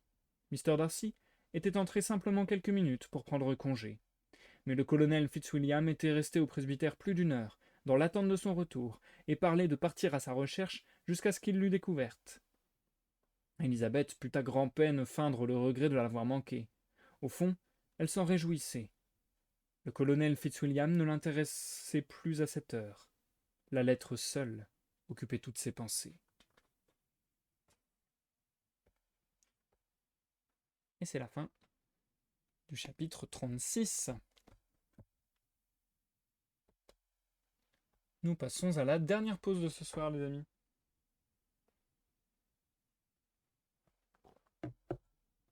Phew. Ok. J'ai eu une mauvaise idée de lire la lettre de Darcy en faisant la voix de Darcy, entre guillemets, parce que je me suis flingué les cordes vocales, et du coup, j'ai eu beaucoup plus de difficultés sur la suite. Donc, désolé. Désolé, parce que c'est vrai que sur la suite, j'ai vraiment pas mal bégayé, on va dire. J'ai dû pas mal me reprendre. J'ai la voix un peu éraillée, en fait, du coup. Donc voilà, j'ai trop forcé sur ma voix. Je suis bêta, c'est pas bien.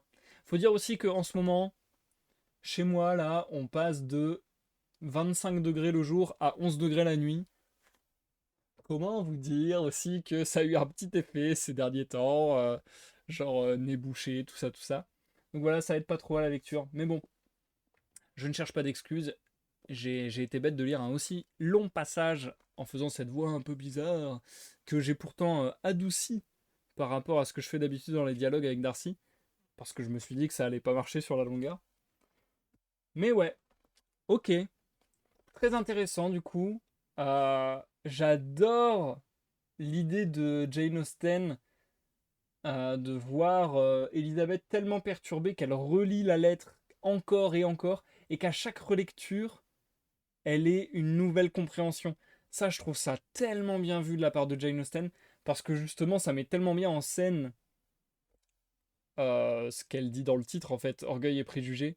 Le fait qu'on peut avoir des préjugés, le fait qu'on peut mal comprendre une phrase, le fait que on peut mal envisager une personne, etc., etc. Vraiment, ce truc de, eh ben en fait, tu peux inspecter 1000 fois la même chose et te faire 1000 avis différents et à chaque fois te reprendre, etc. Ça, je trouve ça tellement bien vu, tellement bien vu pour mettre en scène les préjugés.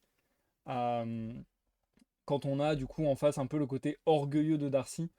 Malgré tout, ok, je comprends la mécanique qui veut que les agissements de Darcy soient un petit peu justifiés. Malgré tout, personnellement, je trouve qu'il reste très antipathique. Alors après, antipathique, c'est pas forcément synonyme de connard, mais je trouve qu'il est quand même très antipathique. Et personnellement, je suis en mode, bah en fait, même si tu as, comment dire, enfin moi en tout cas je vois la chose comme ça, même si tu penses que la personne avec qui, enfin que tu penses que la personne qui intéresse ton ami s'intéresse pas à lui, bah tu peux le dire, tu peux le signifier, mais tu mets pas autant d'efforts à tout casser, à tout rompre quoi, enfin genre tu décides pas à la place de ton ami quoi. Donc du coup bon, je suis quand même mitigé quoi, parce que moi je continue à trouver que Darcy il a pas eu un comportement très correct malgré tout quoi, malgré ses justifications. Je me dis ouais ok, j'aurais un ami qui me ferait ça, je trouverais pas ça très sympa quoi. On peut communiquer son avis, On peut communiquer ses opinions, mais ouais, quasiment forcer la main. Non, non, pas trop, non. Pas bon. Donc du coup, je sais pas, moi je continue à trouver que Darcy est pas très sympa au final. Et puis je me demande vachement si ça va suffire à faire qu'Elisabeth devienne sympathique à son égard ou non. Hmm, Est-ce qu'il y a des mensonges? Je pense pas qu'il y ait des mensonges quand même dans les révélations de Darcy, ça m'étonnerait.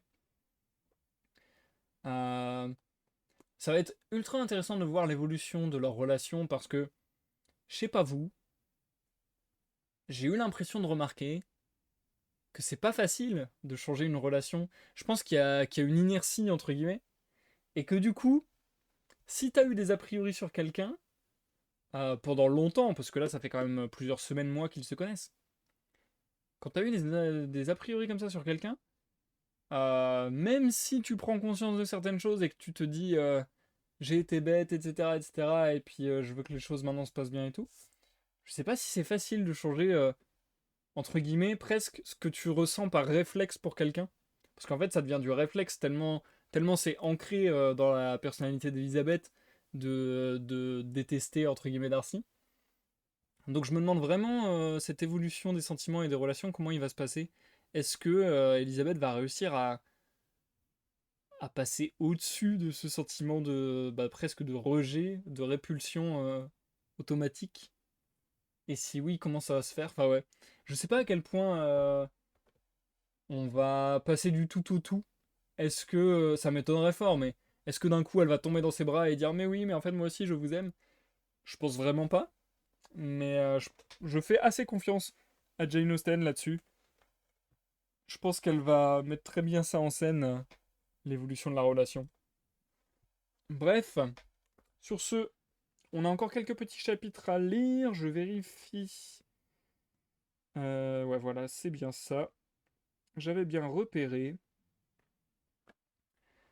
Et donc, une dernière lampée, parce que j'ai vraiment la gorge défoncée du coup.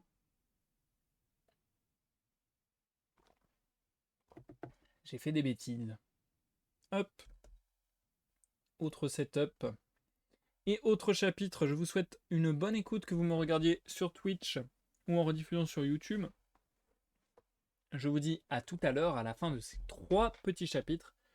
Pour cette fois-ci, la fin du live. Bonne écoute, bonne écoute.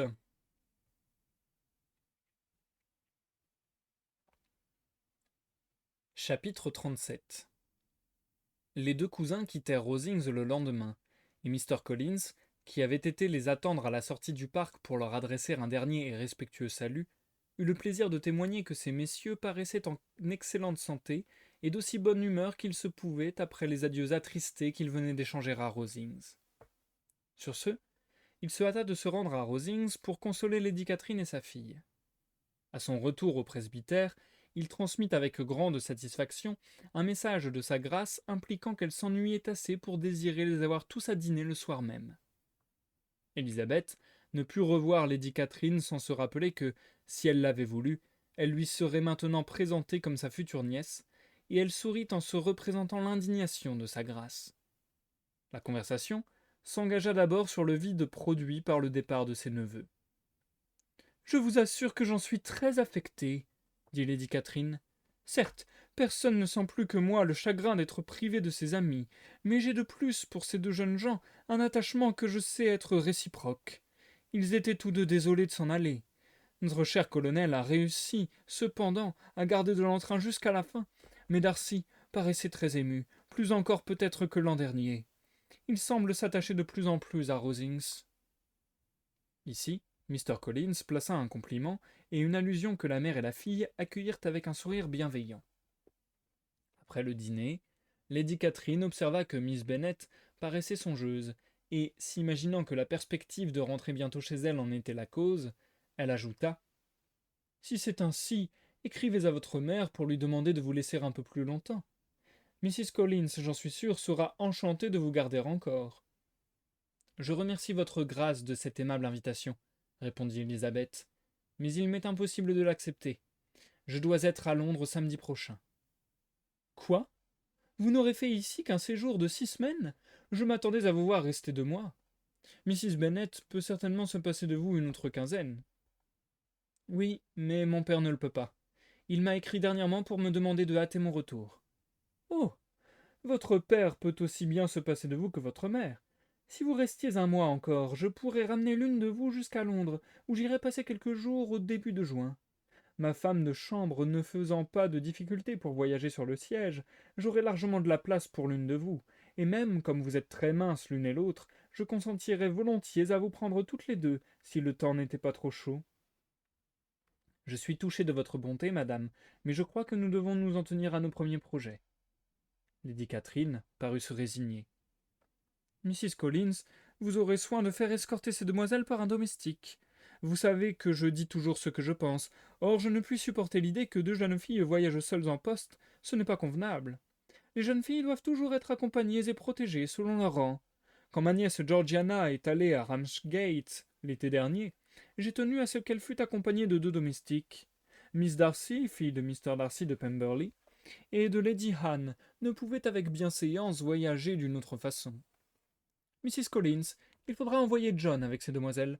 Je suis heureuse que cette idée me soit venue à l'esprit. Vous vous feriez mal juger si vous les laissiez partir seuls. Mon oncle doit nous envoyer son domestique. Votre oncle? Ah. Votre oncle a un domestique. Je suis heureuse que quelqu'un des vôtres ait pensé à ce détail. Où changez-vous de chevaux? À Bromley, naturellement. Recommandez-vous de moi à l'hôtel de la Cloche, et l'on sera pour vous plein d'égards. Lady Catherine posa encore nombre de questions aux 2 jeunes filles sur leur voyage, et comme elle ne faisait pas toutes les réponses elle-même, Élisabeth dut rester attentive à la conversation, ce qui était fort heureux, car, avec un esprit aussi absorbé que le sien, elle aurait risqué d'oublier où elle se trouvait. Mieux valait réserver ses réflexions pour les moments où elles s'appartiendraient. Elle s'y replongeait dès qu'elle se retrouvait seule, et faisait chaque jour une promenade solitaire au cours de laquelle elle pouvait se livrer en paix aux délices de remuer des souvenirs désagréables. Elle connaissait maintenant presque par cœur la lettre de Mr. Darcy. Elle en avait étudié chaque phrase, et les sentiments qu'elle éprouvait pour son auteur variaient d'un moment à l'autre. Le souvenir de sa déclaration éveillait encore chez elle une vive indignation, mais quand elle considérait avec quelle injustice elle l'avait jugé et condamné, sa colère se retournait contre elle-même, et la déception de Darcy lui inspirait quelque compassion. Toutefois, il continuait à ne point lui plaire. Elle ne se repentait pas de l'avoir refusé et n'éprouvait aucun désir de le revoir. Elle trouvait une source constante de déplaisir dans le souvenir de sa propre conduite, et les fâcheux travers de sa famille étaient un sujet de réflexion plus pénible encore. De ce côté, il n'y avait malheureusement rien à espérer. Son père s'était toujours contenté de railler ses plus jeunes filles sans prendre la peine d'essayer de réprimer leur folle étourderie, et sa mère, dont les manières étaient si loin d'être parfaites, ne trouvait rien à redire à celle de ses benjamines. Élisabeth, ainsi que Jane, s'étaient bien efforcées de modérer l'exubérance de Catherine et de Lydia, mais, aussi longtemps que celles-ci se sentaient soutenues par l'indulgence de leur mère, à quoi pouvait-on aboutir? D'un caractère faible, irritable, et subissant complètement l'influence de Lydia, Catherine avait toujours pris de travers les conseils de ses aînés. Lydia, insouciante, volontaire et entêtée, ne se donnait même pas la peine de les écouter. Toutes deux étaient paresseuses, ignorantes et coquettes. Tant qu'il resterait un officier à Meryton, elle réussirait à flirter avec lui, et tant que Meryton serait à proximité de Longbourn, elle continuerait à y passer tout leur temps. Mais c'était à sa sœur aînée que pensait le plus Élisabeth. En disculpant Bingley, les explications de Darcy avaient fait mieux sentir tout ce que Jane avait perdu. Maintenant qu'elle avait la preuve de la sincérité de son amour et de la loyauté de sa conduite, quelle tristesse pour Élisabeth de penser que le manque de bon sens et de correction des siens avait privé Jane d'un parti qui présentait de telles garanties de bonheur. Toutes ces réflexions auxquelles venait s'ajouter le désappointement causé par la révélation du véritable caractère de Mr. Wickham ne laissaient pas d'assombrir son esprit ordinairement si enjoué, et il lui fallait faire effort pour conserver en public son air de gaieté.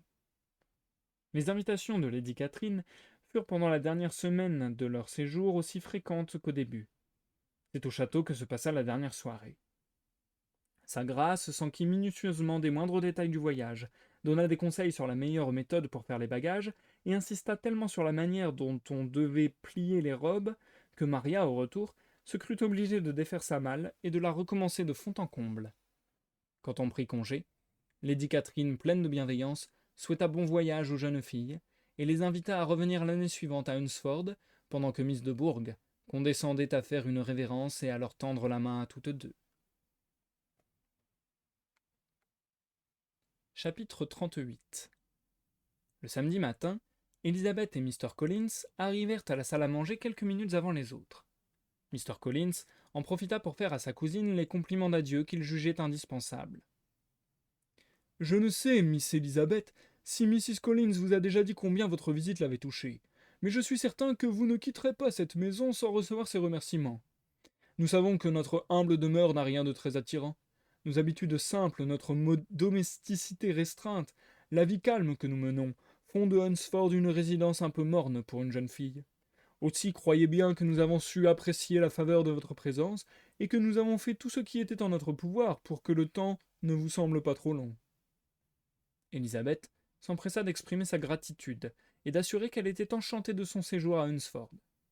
Le plaisir de se retrouver avec Charlotte, les aimables attentions dont elle avait été l'objet, avaient rendu ces 6 semaines fort agréables pour elle. Mr. Collins, satisfait, reprit avec une solennité plus souriante. Je suis heureux que vous ne vous soyez pas ennuyé. Nous avons certainement fait de notre mieux, et comme nous avions la bonne fortune de vous présenter dans la société la plus choisie, j'ose dire que votre séjour à Hunsford n'a pas été entièrement dénué d'intérêt. Nos rapports avec la famille de Lady Catherine sont véritablement un avantage dont peu de personnes peuvent se prévaloir.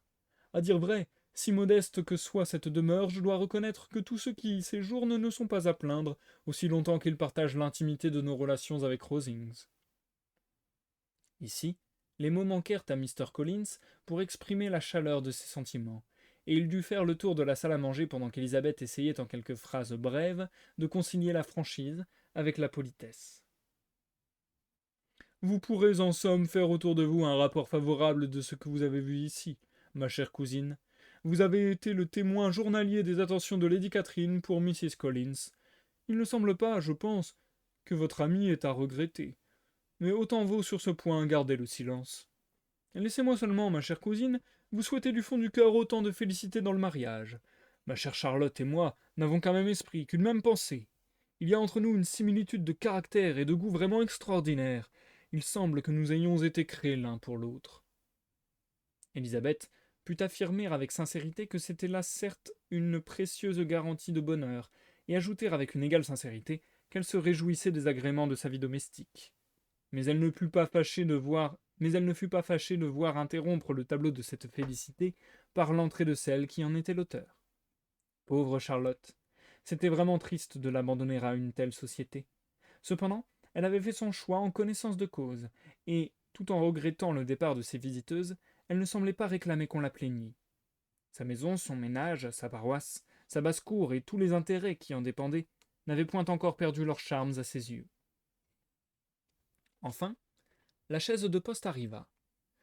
On hissa les malles, on casa les paquets, et l'on vint à annoncer que tout était prêt pour le départ. Des adieux affectueux furent échangés avec Charlotte, après quoi Mr. Collins accompagna Elizabeth jusqu'à la voiture, en la chargeant de ses respects pour tous les siens, à quoi il ajouta des remerciements pour la bonté qu'on lui avait témoignée à Longbourn l'hiver précédent, et des compliments pour Mr. et Mrs. Gardiner, qu'il n'avait jamais vus. Il avait prêté son aide à Elizabeth, puis à Maria pour monter en voiture, et la portière allait se refermer lorsqu'il leur rappela soudain d'un air consterné qu'elles avaient oublié de laisser un message pour les châtelaines de Rosings. Mais, bien entendu, ajouta-t-il, vous souhaitez que je leur présente vos humbles respects avec l'expression de votre gratitude pour la bienveillance qu'elles vous ont témoignée pendant votre séjour ici. Élisabeth ne fit aucune objection. On put enfin fermer la portière et la voiture s'ébranla. Seigneur, s'écria Maria, après quelques minutes de silence, il semble que nous ne soyons arrivés que d'hier. Pourtant, que de choses se sont passées depuis. Oui, que de choses, dit sa compagne avec un soupir. Nous avons dîné 9 fois à Rosings, sans compter les 2 fois où nous sommes allés y prendre le thé. Que n'aurais-je pas à raconter à la maison? Et moi, que n'aurais-je pas à taire? Songea Élisabeth. Le voyage s'effectua sans encombre, et 4 heures après avoir quitté Hunsford, elles débarquèrent chez les Gardiner où elles devaient rester quelques jours. Jane semblait être en bonne santé. Quant à son état d'esprit, Élisabeth n'eut guère le temps de se rendre compte au milieu des distractions de tout genre que l'amabilité de leur tante leur avait ménagée. Mais puisque Jane devait retourner avec elle à Longbourn, elle pourrait l'y observer à loisir.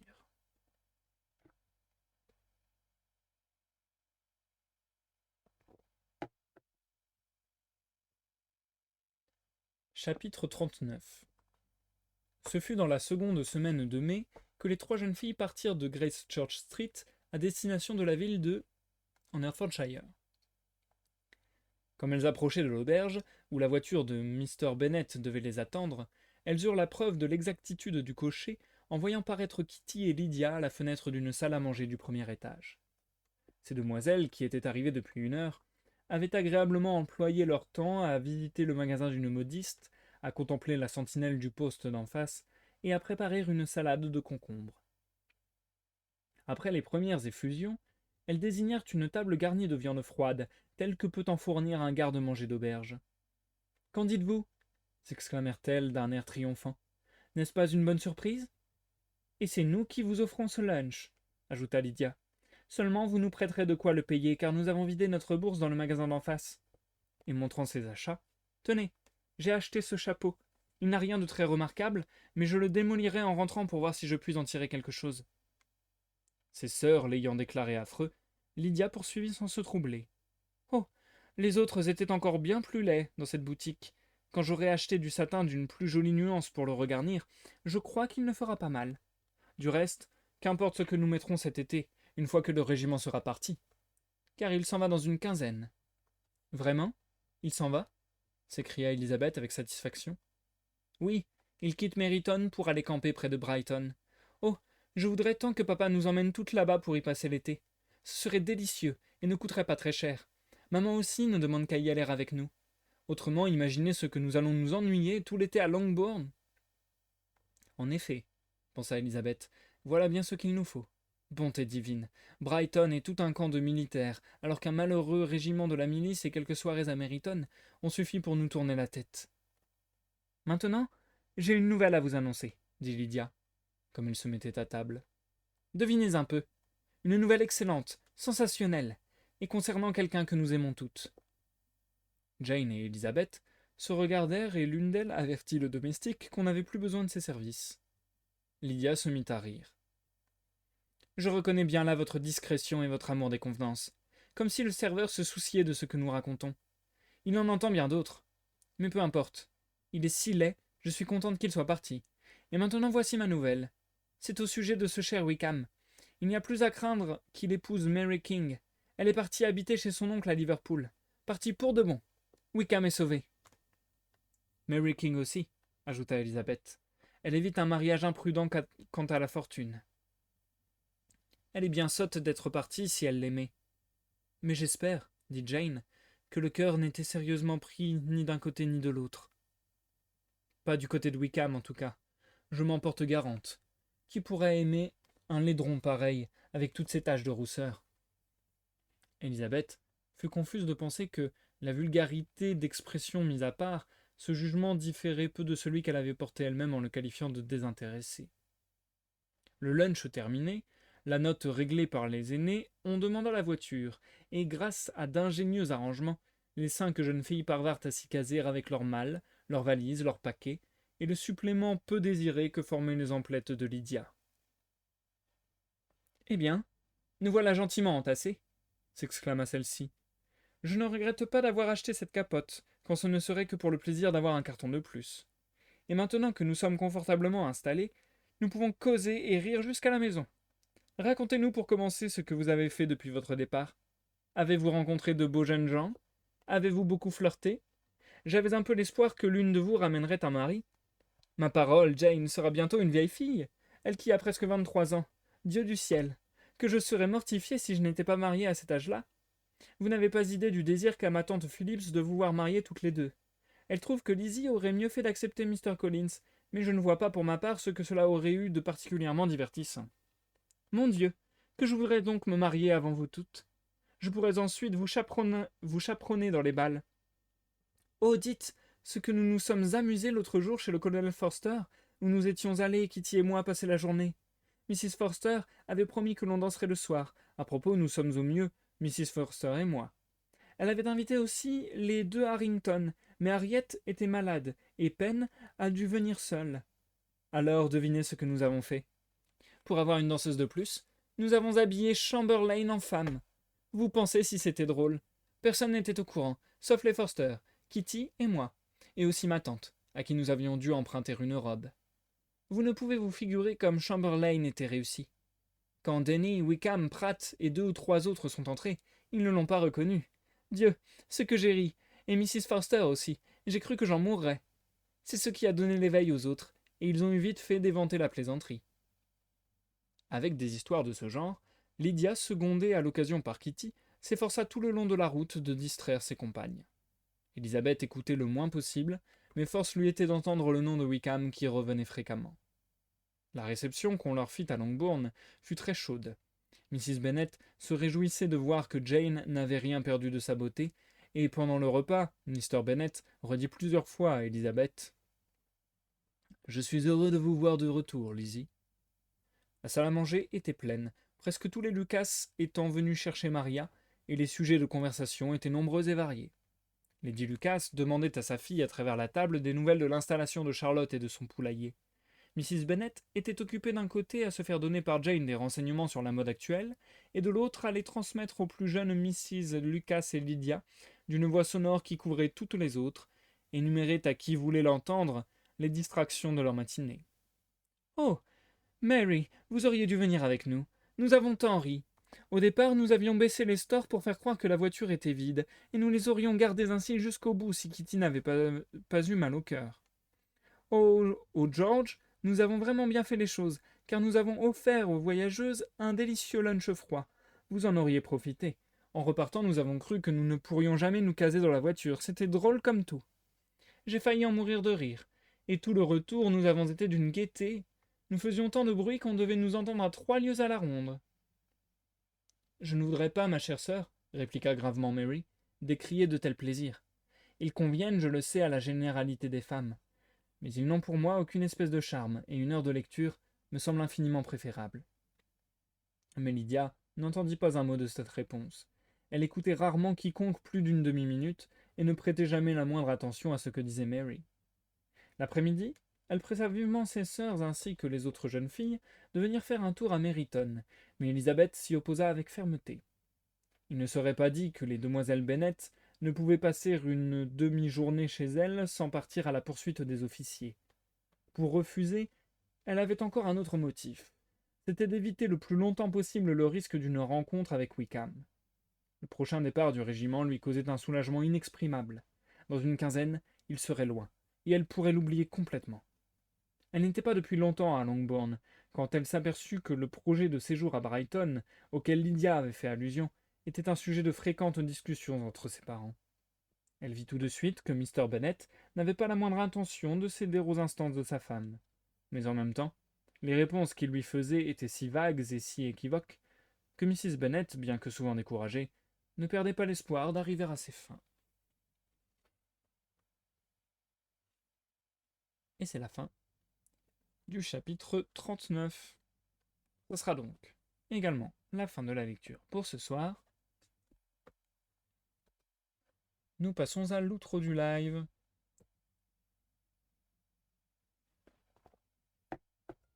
Bon, les derniers chapitres de ce soir étaient pas folichons pour le coup.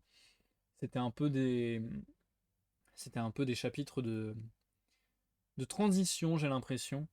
Voilà, ils repartent de Rosings, ils retournent chez eux, ils se revoient frères et sœurs. D'ailleurs, je me suis posé la question pendant la lecture, est-ce que, à quel point la fratrie de Jane Austen, donc de l'autrice, a, a pu, je vais dire, l'inspirer dans les relations de sa fratrie fictionnelle.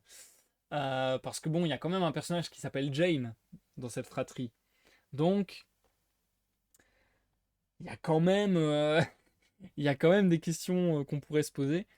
Et, euh, et je me demande vraiment quel serait le personnage qui se rapporterait le plus à la personnalité de l'autrice, sachant que par exemple, le personnage de Mary, qui est assez en retrait, assez... ouais, qu'on voit très très peu.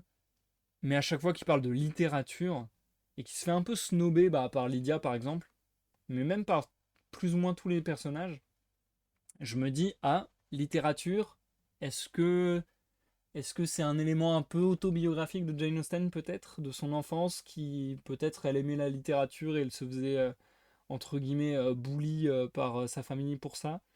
Je sais pas. Mais c'est le genre de question que ça me fait me poser du coup.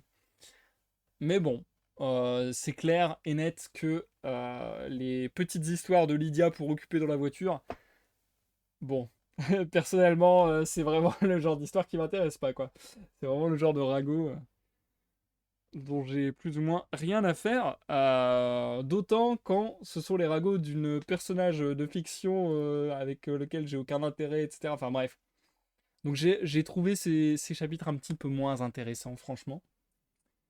Mais j'ai hâte de voir comment la suite va se développer, étant donné que voilà, il y a le potentiel départ de Wickham. On imagine que ça va pas se passer aussi facilement, peut-être, peut-être. Il y a eu aussi quelques discussions, voilà, parce que c'est ça, il y a quand même, dans les ragots, il y a quand même quelques informations importantes qui se glissent. Donc voilà, dans tous les ragots rapportés de toute la famille et de toutes les personnes, de toutes les connaissances qui sont parties à tel endroit, dans cette espèce encore une fois de noblesse où on est en voyage vraisemblablement toute sa life, parce que vraiment ils sont en mode ah, je suis allé rendre visite à un tel, je vais aller rendre visite à un tel. Ah, vous ne restez que 6 semaines, vous restez pas 2 mois, mais je comprends pas.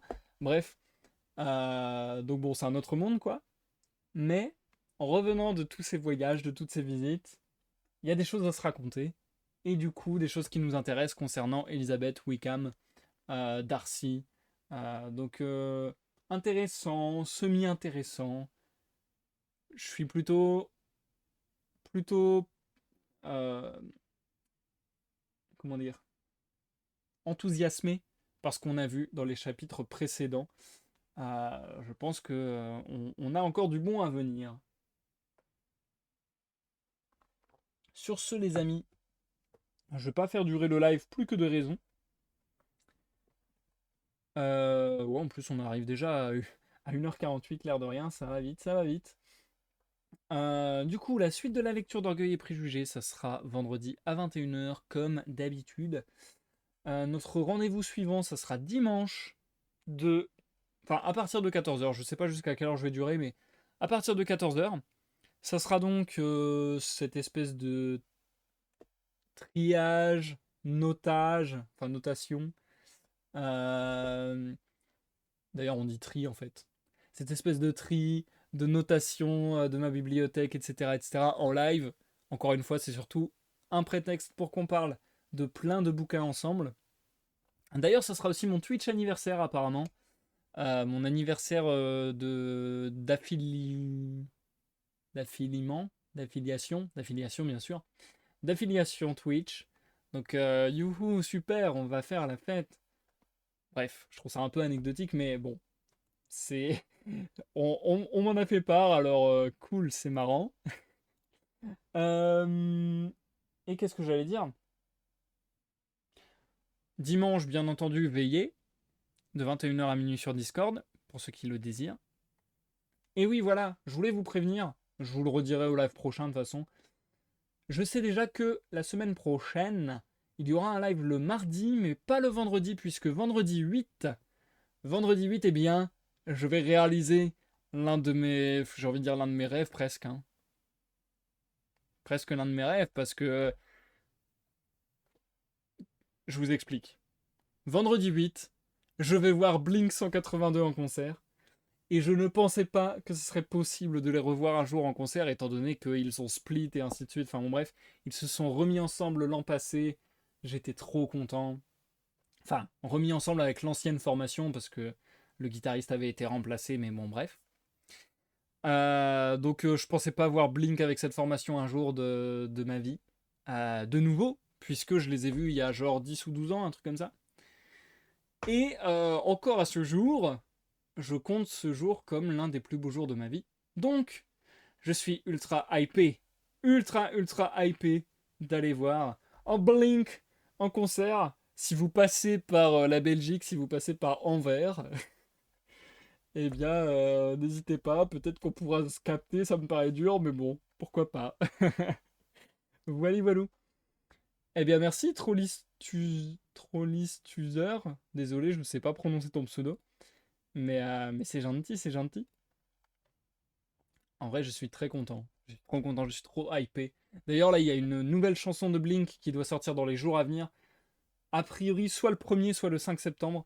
Bref, je suis hypé maximum. 1er septembre. En fait, il y a trop de choses trop hypantes ces temps-ci.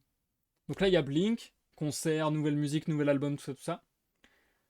Le 31 août, il y a la sortie du live action de One Piece.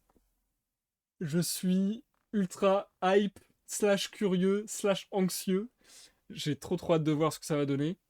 Déjà, j'ai appris qu'il y avait que 8 épisodes. Ça m'a fait mal. Ça m'a fait très mal. Ça, je trouve que c'est un mauvais signe. Mais bon, on va voir, on va voir. On va pas juger avant d'avoir vu, mais j'attends vraiment de voir ça avec impatience. Et, euh... Et le premier, du coup? Ou le 31 aussi? C'est le 31, je sais plus. Ouais, c'est le 31. Donc le 31, que se passe-t-il également? Il y a sur Sea of Thieves la sortie d'une nouvelle mise à jour, d'une nouvelle fable. Bref, je suis giga hypé en ce moment. Sea of Thieves, One Piece et Blink, c'est genre, c'est genre trois des choses dans mes panthéons respectifs. Sea of Thieves est dans mon panthéon jeux vidéo. One Piece est dans mon panthéon manga. Blink est dans mon panthéon musique.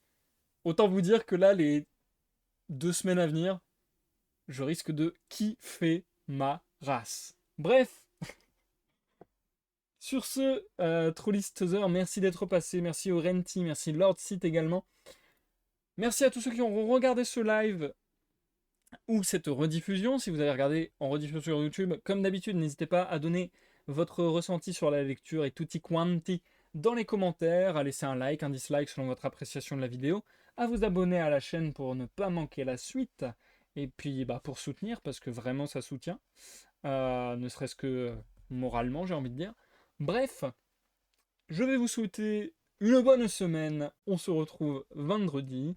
Bye bye, des bisous, ciao.